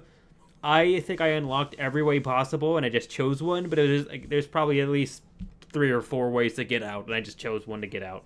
There's a term that surfaced over at the Crate and Crowbar podcast that I think about a lot ever since it came up. I think it came from like a listener question, but they're talking about games where they have this effect called Big Town, and they most recently were talking about it regarding to Divinity 2, but it happens a lot with RPGs where it's like you play a game and you're playing along, you do your intro stuff, your tutorial stuff, and then you get to Big Town, and it's in Skyrim, it's Whiterun. It's the opening town that has 257 side quests. Everything else up to this point has been like, here's how you jump, here's how you swing your sword, here's how you attack a low-level enemy. Welcome to Big Town. And then it's just like, oh my god, how much time do I spend in this town? How much time do I need to spend in this town? And usually it's hard because it's like, you don't know how much time you're sort of supposed to spend there. Like a lot of games will say like, welcome to Big Town, it's filled with side quests, but also when you get a chance, can you go to this place? And it's like, do I clean up all these quests in this town first, or do I like accept them all and then do them on the way? What do you want me to do? Like, do I go to the other town and then come back here? Is this a town I'm supposed to be returning to? Or is this a town? Stay here? That's a problem. That's a bigger problem in video games in general. And I'm kind of teetering on the edge of that with Okami. Right now, I've got the feeling of like, okay, I should just do everything here now and then go to the next area. But I don't remember if Okami was a game that's like, do stuff. If you want, you'll come back here, Yeah, I guess I was always used to the games, probably back in our generation, where it's basically... you complete the intro mission, you get to the very first big town, and you can tell which ones are the main story missions, but there's all these other side quests. You can either choose to do the side quests or just try to rush the story missions until the story missions get too hard, and then you are forced to do all the side quests. But then the story missions themselves will take you to a new big town, and that I'm really never going to go backwards. Right. So... if I'm gonna do those old side quests, I'm gonna be super over leveled, and I'm just gonna waste my time. So it's kind of like I got into the pattern of town, do all the side quests, and then do the next story mission. The next story mission unlocks new side quests, do those side quests, and then try to leapfrog it until the point where either the game is unenjoyable enough where I just want to marathon the story missions, or I'm just kind of like to the point where I'm just maxed out and I have to take a break from the game completely before coming back to it, kind of thing. Well, I ran into 2 situations this year with that really stood out, which is. One was highly negative and one was highly positive. The negative one was, of course, Mass Effect Andromeda, where I enjoyed that game. I certainly enjoyed it more earlier on. And then as I started to hit the point of, I'm near the end of the story, so I'm just going to clean up these planets. And I started doing the side quests, and some of them are just so like, can you get me 10 of these things which are on 10 different planets, and pick up tons of just true fetch quests, true like go to this place, go to that place, go to this place. Oh, you're just padding this out. Oh, frig me. And you don't know till you're in it. But the other one that worked really well was Torment Tides of Numenera, because that was a game that narratively had reasons of like, oh, you're never going back. Like, do what you need to do in this town, because once you leave here, this area literally may not even exist anymore. There is stuff that fundamentally changed that wasn't just like, oh, you're now into the new area. It was like, no, that area was literally obliterated. You cannot go back. Everyone there is dead. Kind of surprise stuff. Yeah, like, oh. And that's not a spoiler, but that's a conceptual thing that Torment does a lot. But Divinity Original Sin was, I mean, I enjoyed the battling of it. It's definitely, I like that there's a good strategic layer to it, but there's also options that if you don't want to do battles, you don't really have to do that many battles. So the party customization is nice. The way that you can advance your characters is nice. The equipment is nice. I love the fact that when you equip something, it has a visual representation. I absolutely love when any game does that, especially a game of this magnitude. I mean, this game is massive, so the fact that they can do that with any piece of equipment is great. But yeah, it's just a super deep, rich RPG, and you just need to be into that. It's like, this isn't a game for everybody. I definitely would not recommend this to a lot of different people. Right. Divinity is certainly a game that's up my alley by every merit. There's no reason why I wouldn't like Divinity, but I can look at it and say, I'm not ready. Exactly. I'm not ready to play that yet. Maybe there's a point where I'll be, but like I said, I'm not just I like the fact that I got it. It's just, I'm gonna slowly chug through it piece by piece from now until like 10 years from now. I just see my problem. I'm not gonna marathon it anytime. Right. My problem with that, and I'll say that too. I'll say like, oh, I'll pick at it. But a game like that is a game where it's like, if I spend like a couple of days away from it, and then I come back, I'm like, what was I doing? Yeah, you're gonna lose it. You know, I mean, what were the controls like? Its log system is pretty nice, where they can give you some you kind of have a feeling of where you were doing, and plus the game is kind of linear enough where at least the major storyline you're probably gonna realize where you're at. Sure, but it's interesting enough. I would have to play more of it to really talk about it. Yeah. Total War Warhammer 2. Now, this is probably a game that's mostly on me compared to anything else. But Total War Warhammer 2 is the sequel, obviously, to Total War Warhammer 1. So this is the Total War franchise taking on the Warhammer Fantasy universe, not the Warhammer 40k universe. So this is the fantasy universe with green-skinned dwarves, high elves, dark elves, all that fun stuff. This is just like every other Total War game where it's not a true 4X game. It's a grand strategy game with some touches of 4X, but all the combat is based on RTS mechanics. Total War Warhammer 2, I will say, launched better than Warhammer 1 in terms of its initial performance, its initial levels of detail and content. I mean, it definitely overall was a lot better than the launch of Total War Warhammer 1. I think it does need the expansions or the free DLCs, paid DLCs of Warhammer 1 basically before it could really stand up to it. It definitely started out higher than Warhammer 1, so if it stays in this same trajectory, it will end up being a much better game compared to Warhammer 1. So, and of course, you got to factor in, I say you, I mean to you, the collective world. Yeah. One has to factor in the fact that this is all leading towards an ultimate Total War. Yeah, they've already mega game. Yeah, so they've already unleashed a patch that combines the two worlds of Warhammer 1 and Warhammer 2. So Total War Warhammer 1 versus Total War Warhammer 2. So there's already an expansion out now that basically says all the continents from both games are now unlocked in this one massive map. Go conquer it. I mean, that's literally it.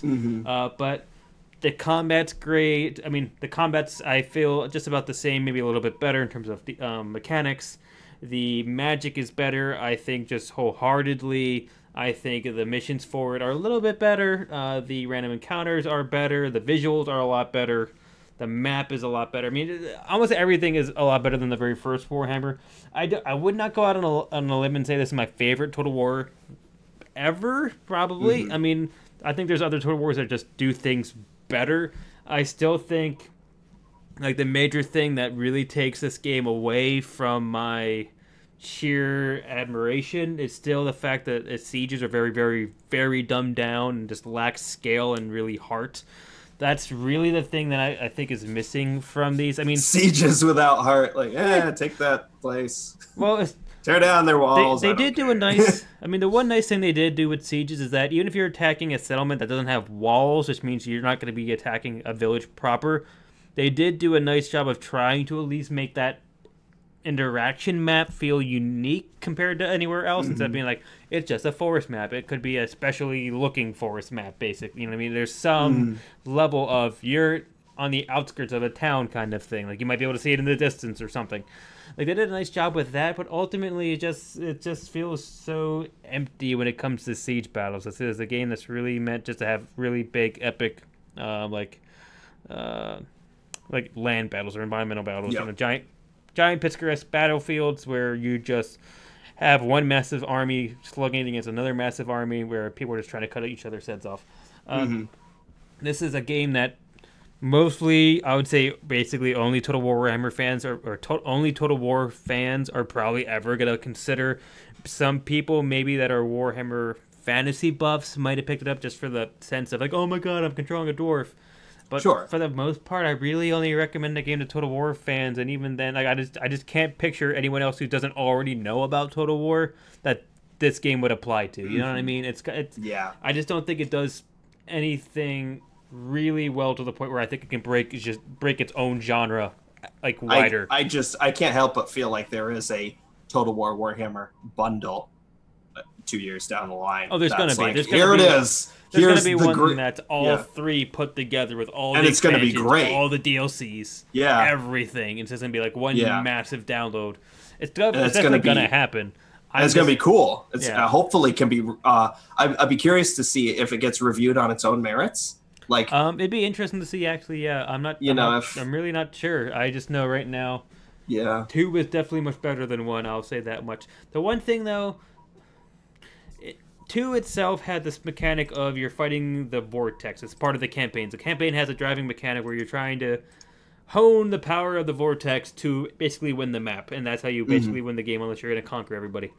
The Empire's expansion, which allows you to do the giant map with every single new faction that came out with 2 and combine it with 1, it lacks the heart of either single campaign from Warhammer 1 or Warhammer 2, so it just seems very lacking. It feels like instead of having motivation or having anything special about it, it just feels like you're a faction, and for some odd reason you hate everybody, and you just try to murder as many people as you nihilist. can. Like, you know what I mean? That's just what it feels like. It just feels like you start out with one city, try to take over the map. Like, that's the entire thing.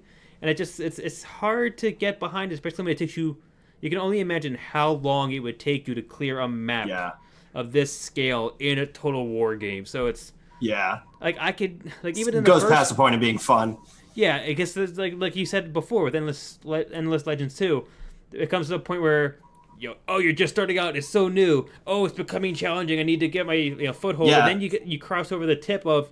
I'm to the point where I hold so much land and hold so many resources that I really can't get hurt anymore, and it just becomes a checkbox. It's I have to take over this country. I need to take over that country. There needs to be in games like this. There needs to be because they talk a lot about victory conditions, which is usually destroy all the other factions or own the most land at the end of a certain turn or achieve a scientific wonder or something. There needs to be like a toggleable at any time by the player victory condition that says I'm content. I'm done. Yeah, like, I'm happy with where I am in the world. Warhammer 1, Total War Warhammer 1, try to at least break it up by saying that there's the Chaos event where at multiple times throughout the game, Chaos will just randomly raid you to keep it slightly interesting. Yeah, it's like barbarians and and then like Warhammer 2, the single player campaign has the same thing where the vortex mechanic, it eventually there's things that keep it interesting, but as soon as you take both of those things away and just do the giant map, it just ruins it for me. So if you like Total War, you probably already have this game. I don't really know much else to say. Tacoma. So this is another one that's a little bit more up your alley. Yeah, Tacoma is the most recent game from Fulbright, who did Gone Home, which was a famous indie darling of about 4 or 5 years ago. Tacoma has you exploring a space station after an incident and basically just finding out what happened on this station. It's not a horror game. It's just it's the thing, especially if someone's played Gone Home, they know it's just a narrative game where, well, I don't want to say just, it's a narrative game where you're using environmental things. Like in Gone Home's case, it was cassette tapes. Tacoma has a cooler kind of element where the ship's computer recorded moments, and you can play back those moments in the ship's log in real time in a 3D space. So you see holograms of the crew members and you hear their dialogue as they say it. And you can kind of scrub like you would with video editing or music editing software, through that little span of time to just get bits of information. I assume there's puzzle solving. Of course, I should probably say neither of us have played Tacoma. But you're getting bits of information, finding out things. Maybe I would imagine just from that concept, probably you're looking for a key to a door. And if you play the sequence enough and you're walking around it as you're playing back, you could see, oh, this character put the key in here and they entered that key code, because I could see their hand go, 1, 3, 5 or whatever. So that I imagine is the degree of puzzle solving, but it's definitely more so a game where you're experiencing the story of it. I'm sure from Fulbright, it's a great thing because they tend to knock stuff out of the park. They got a good team. This is a game I'll probably, I hate to say it because it is up my alley, but not enough to make me say, I need this right now. Probably a game if I come across it on a discount or in a Humble Bundle or something, I'll be happy to play it. I'm sure it's great. I'm sure it's really good. Yep. And also shout out, thank you Sudafed for the follow. Thank you for joining the Loot Addicts. Next game. Welcome to the crew.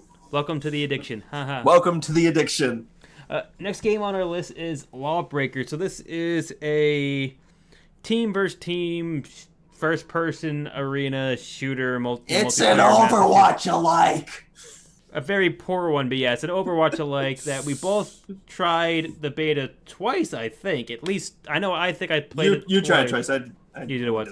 And it's just, the whole point of Lawbreakers is supposed to be a very vertical, very fast-paced game, and it turned out just to be very, very quick instances of instant death followed by instant death, and just did not like it whatsoever. I know I bounced off of it. I know Tom bounced off of it. I feel really badly because Lawbreakers had you're right, it is. It's more deathmatch. Absolutely. That's a good point. Morris Minor in chat says it's not really like Overwatch. It's more deathmatch. That's true. Lawbreakers is coming from an older school of thought than Overwatch did. Overwatch definitely has come from Team Fortress with like payload maps and objective maps and hold this capture point kind of stuff. Yeah. This is more like Unreal Tournament kind of thing. Yeah. And certainly that's what I went into it kind of hoping for. There was something about Lawbreakers for me and for my playstyle that didn't quite feel as zippy as it was billed.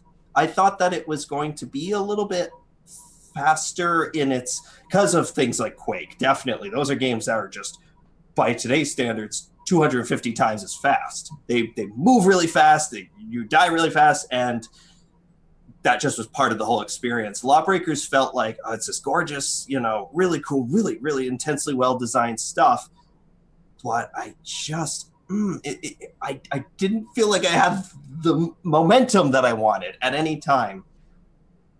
Exactly. I think Morris Minor is correct. It just didn't hook any of us. It was just... I mean, the thing that really bounced me off of it was the fact that, in any given multiplayer shooter, whether it's Overwatch or Team Fortress or something, it's, the thrill of the encounter, the thrill of the engagement. And for me, this game lacked that feel because anytime you remotely saw someone, either you exploded them or they exploded you, and it was just like, you know what I mean? It was too bursty for me to actually enjoy most of the gameplay.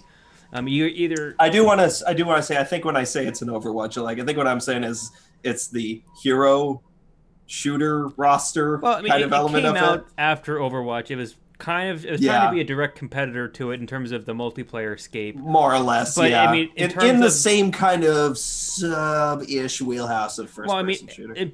I'm purely just trying to take over. It gets compared probably multiplayer unfairly. market, but it's not exactly an actual Overwatch alike. It's definitely more about deathmatch, but just completely bounced off of it in more ways than one. I don't even think.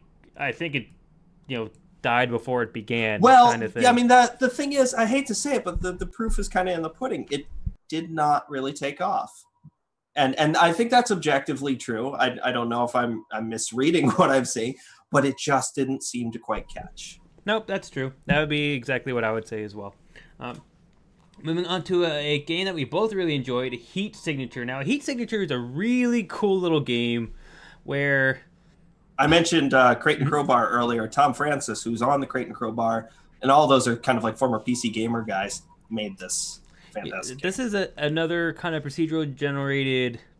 I don't know if it's not really a. Is it a rogue? I don't know if I would. It's not really a roguelike, roguelike, but it is a randomly generated each time kind of game. Yeah, it's a randomly generated encounter type of game where, you're. It's a top-down game where you're a guy who's trying to fulfill missions on randomly generated spaceships that have randomly generated obstacles. Maybe they have a ton of guys. Maybe they have a lot of locked doors. Maybe they have a lot of both. Maybe they have gun turrets everywhere. And maybe you have a teleporter, or maybe you just have a wrench, or maybe you have a concussive shotgun. It's just a game that loves to make you feel that you have no idea what's happening and you're not in control. Like you always. But it's so the secret to Heat Signature, the absolute secret to Heat Signature is that it skews so unfairly in your favor. You can stop time at any time. You can, when an enemy spots you, everything slows down to a fraction of the time. You have one button where you could speed things up. If you get discovered by an enemy, you're knocked out and thrown out of the ship, and you have a great amount of time where you can just fly your ship back and rescue your guy. And if you unlock a certain ship, that's even easier than that. It's a game that, but you never feel overpowered. You certainly can get overpowered for the easy and medium difficulty missions, but that's why the difficulties then go up to audacious, mistake. Oh yeah. Things like that. And you get like mission modifiers like, okay, yeah, sure, this will be a walk in the park for you, but can you do it without killing anybody? Or can you do it without being spotted? Or can you do it with killing everybody except this guy? Things like that. Yeah. So and this game also comes I love it. I love Heat Signature. Extremely self-aware humor. Like yep. Skeleton crew. This ship is equipped with a skeleton crew. No, that means there are very few people here, not actual skeletons. Yeah. However, during Halloween, they actually were. They actually made them skeletons. Great. Yeah. So it's just, it's a game made with a sense of humor and a sense of, let's just let the player do what they want. And if something screws the player over, let's let them be able to get out of it. Yeah, I mean, you can just constantly... you always spawn at like a bar, and you always can just choose a guy to start out new. It's like you never really are at a point where you just lose or it's game over. You just lose a guy and you just keep going. You lose a guy and you keep going. Yeah, the sense of peril, which makes you actually not want to ultimately die, is that as you play a certain character, and there's some smart stuff at work here too. As you play a certain character, you of course amass new items that you find through chests on the ships or through item drops from guards, and maybe you just get a loadout that you're really happy with. Like, boy, I love the combination of like the silenced pistol and the assault rifle or something like that. Or I have a teleporter that I just really love and it recharges every time I go back to my ship or something like that. This is great. And if you die, you lose all that stuff. Yep, you start back to square one. If you play that character too long, the amount of, because ultimately as you're doing this, you're liberating parts of the galaxy system, and each space station that you liberate is an upgrade in your skill tree. So that's really clever. But as you continue to play with a certain character, the experience that you earn goes down because they're like, oh, you're too well known, and people are like, yeah, he just did another cool thing. That's great. So you're earning less XP. So you're encouraged ultimately to retire that character.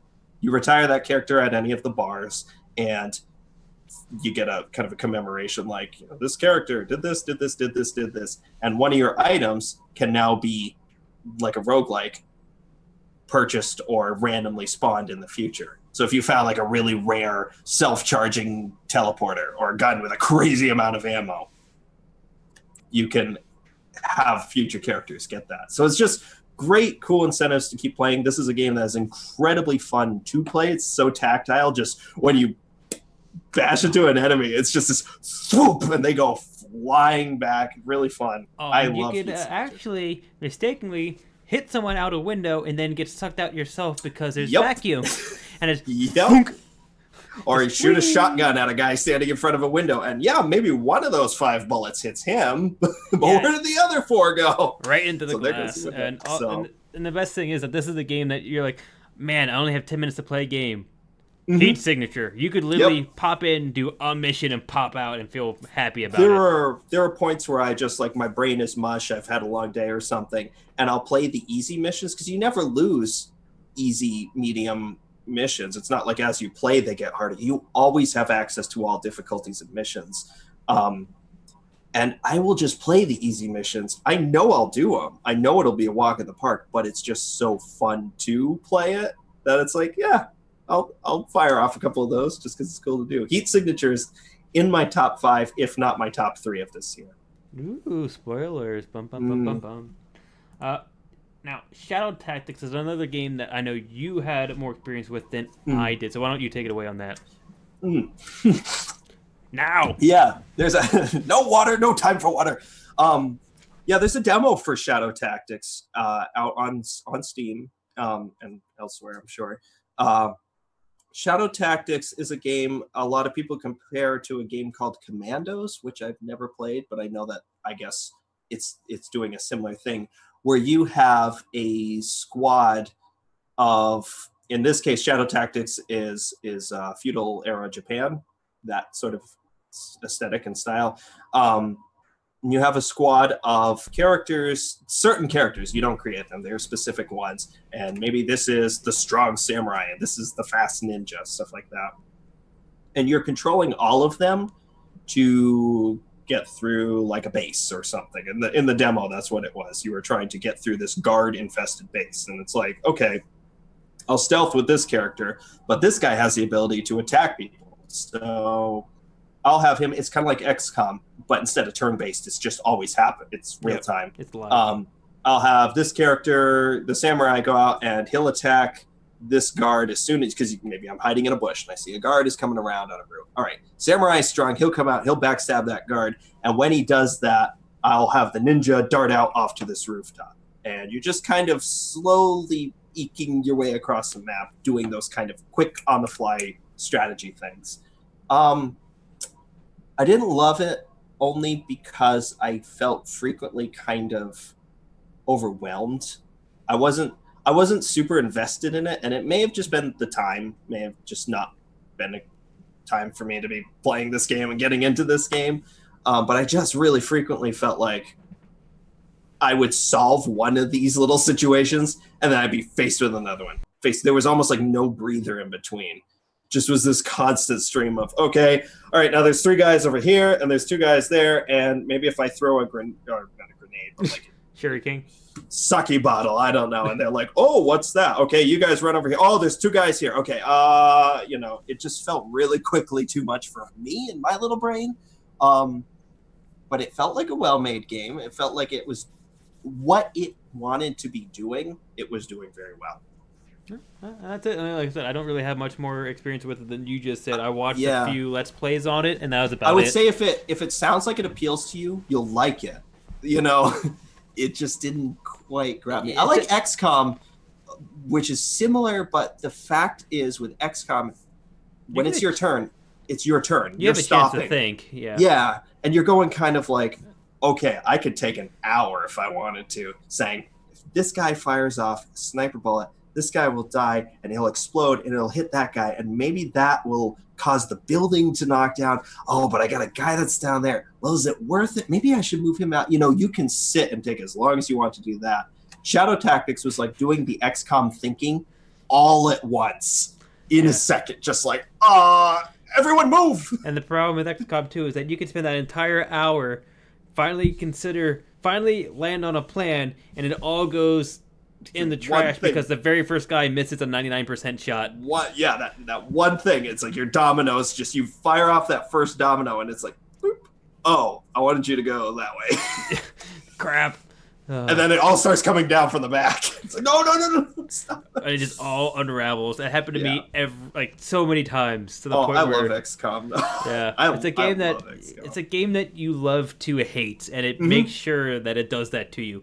XCOM 2 was more forgiving than XCOM 1. Yeah, definitely. The story that I always tell, which is God's honest truth, is I finished the last mission of XCOM 2 with one of the worst stress headaches I've ever had in my life. It was like blinding. I couldn't look at the screen. I had to like look through one eye. I'm like, this is pissing me off. But I finished it. It's just XCOM. It's just what it is. It's just XCOM. Norwood Suite is actually another game that I know you played. I feel like I'm dominating this section. Which is fine. I played all the games this summer. I'm just sitting here drinking my water. The Norwood Suite I talked about very recently, and I would encourage people to go back and listen to that, because the Norwood Suite is another game that comes highly, highly, highly recommended if you're into it. And I'm very much into it. You are exploring, and I've been so happy to see like articles since on this game, because this is the kind of game that deserves to be like, hey, no, let's like pick this apart. Let's go in and celebrate all the things that are so cool about this game. It's exceptionally quirky. You are invited to this hotel, and it's certainly a game that's more about the journey than the destination, although the destination is interesting in the grand scheme of the game's story. But you're interacting with the hotel staff and the resident, or lodgers, whatever the term is for people that stay at a hotel. The hoteliers? Residents? Yeah, the temporary residents of the hotel. Denizens, let's say that. And it's a game that's very tightly infused with jazz music. It actually, I saw someone once say that this feels like if jazz music was a game. And yeah, it's that kind of weird improv, off the cuff. There's sort of a theme here. There's sort of a core, but all of a sudden something fires off in the brass section. You're like, whoa, all right. Yeah, I'm on board with that. Okay. And then you hear something from an instrument you've never even heard before. You're like, yeah, that's it. That's what this game is. It's very esoteric. It seems to be dense with terminology and things like that, but it's really not. It's almost like that's more just the flavor. Like you have characters talking about suites and etudes and things. You're like, I don't know any of this. Well, no, it's because they don't exist. They exist in this game's world. They're talking about things that, there's a lot about the famous composer Norwood himself, that the hotel and the suite and all that. So it's a game that just kind of like shut your brain off and let it sing its song to you. Let it present itself to you. Do the weird little missions, objectives, quests. Click on everything. Talk to everybody multiple times. You never know if a person's going to be in a different room the next time. Yeah, what a great... It feels like a dream. It's a game that feels a lot like a dream. Like, and you were there, and there was a giant giraffe, and there were bowling pins, but they played music when I walked near them. And also there was a drawer that kept, every time I kept pulling it out, it pulled out further and further. And yeah, this was a crazy, wild thing, man. So it's love it. I love Norwood Suite. Of course, if anyone liked that, they should play the creators' Off Peak, which is a similar kind of thing, except it's free and it's in a train station. Good to know. That's my back of the box pitch. Hooray! And we're actually going to end this week's portion of the list with a well-known game called Cuphead. Now, Cuphead is a infamous game in the sense of it... Exactly. That's basically all the review we have to give. For those who are listening to us, Tom has a cup on his head. Hey! Hashtag branding. All right. So, Cuphead is a game that is... If Dark Souls met old 1920s era, like... I think I'm getting the decade right. Cartoons. 30s. 20s. Yeah, somewhere in there. Where it's basically just a ton of different boss battles and levels where a game is... If a game ever wanted to annoy you more, it's Cuphead. I mean, Cuphead is a game that they actually had to patch out. Okay, we'll take it a little bit easier on you. There's a patch now that if you want to make it slightly, less difficult, here it is. But it's a game that we were extremely into because of the art style, because of the visuals of it. I mean, it just looks fantastic. I absolutely love the visuals of this game, and I probably will eventually play it. I should say that neither one of us have actually had first-hand experience with it. This is a game that probably will sit on my wish list until the price goes down low enough for me to actually break down and try it. Cuphead is a game that would benefit immensely from a single level demo. Just one level of it. See how much torture you can actually take. And I'm willing to bet it would probably help sales. People would probably play it and say, hey, maybe I can do this. I would just like to experience it. So this is a little selfish.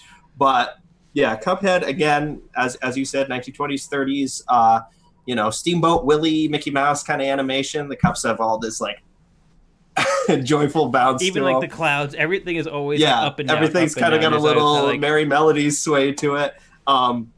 A game that has been an absolute delight to follow, and see GIFs of, and now since see playthroughs of, but I cannot stand being annoyed in games. I don't have time. I play games to have fun. I play games to get away from being pissed off. Yeah, you don't want a game that's difficult for the sake of being difficult. You don't mind if a game is difficult because that's just the point of the game or something. Like you're at that point, you're at the boss stage or something. What I was just saying about XCOM, I was thrilled to come careening into that finish line at XCOM 2 and watching my beloved squad mates die forever, because it's like, yeah, but this is the final match. This is the clear boss run. Oh my God. Cool Shoes just died. I'll never see his wonderful pink outfit again. Oh my God, my Sniper DeGraff is still holding on strong. It meant so much. There was so much emotional investment to it.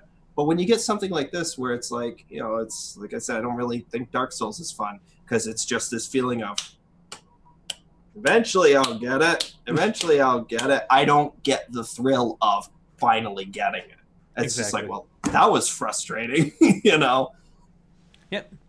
And like I said, that's going to do it for our portion of our 2017 year-end review. So next week, we will be finishing up with games such as Shadow of War, The Fractured But Whole, Destiny 2, Ask Great Oranges, Wolfenstein 2. Basically, all the good major games this year are happening at basically everything from November and this month. Basically, yeah, just a bunch of huge games that have come out. So these are kind of like the home stretch of everything else. So next week we will finish off this list. The week after that, we will be doing our big year-end award show. And like we said, next week we're going to be festive in our clothing. The week after, we're going to be very formal in our clothing, and we invite all of you, whether you're listening to us in the future or if you're watching us live, please join us in the merriment. We would love to see all of you guys get dressed up and everything else. But with that, you can get everything from today's show, meaning the links to the articles that we talk about, show notes, free game of the week, everything on our website. So our website is addictedtoloot.com. From there, you can get access to all of our audio hosting for this podcast, which is on iTunes, Google Play, Stitcher, and SoundCloud directly. Anybody who likes to listen to us on the go, all those apps also work for this podcast. If you actually want to watch our old videos of this podcast, you can go to our Twitch, which is twitch.tv/addictedtoloot. You can watch us on YouTube. Unfortunately, we're still not large enough on YouTube side just to get a direct link for YouTube, but if you go to our website, you can get a direct link to our YouTube page to either watch our previous live podcast or all of our Let's Plays and things like that we do put on YouTube. Besides that, you can get links to our email, which is addictedtoloot@gmail.com. If you want to ever connect with us by writing in a question, writing in a game you want to review, or just dropping in a line, hey, we like this, hey, we don't like that, please, we just like to hear from you guys. And if you want to save your rage and just pummel us in person, come meet us at PAX. PAX Eats 2018, April, first week of April. You can also get links to our Facebook page, which is, I think, Facebook/addictedtoloot. Our group Twitter, which is, if you want to basically get updates on when this podcast is going to be, when we're going live, or any other just generic updates to the channel, follow us at addictedtoloot. That is addictedtoloot with the number 2. If you just want to chat with either of us, we both practically live on Twitter, Tommy more than I do. And if you just want to hang out with us and just talk games or talk geekdom or just talk about a pretty flower you found on the side of the road, you can follow us. Slide into my DMs with those pretty flowers. I'm not even going to touch that. So I'm at ATL_Atomic0. So that is ATL_Atomic0. And Tom is at TOMALITY. And this has been Addicted to Loot, episode 65. And always, usually I say keep it or something, but I'm thinking of the fact that there's Han Solo on this cup. And so I just want to say that this is my solo cup. Keep it punny.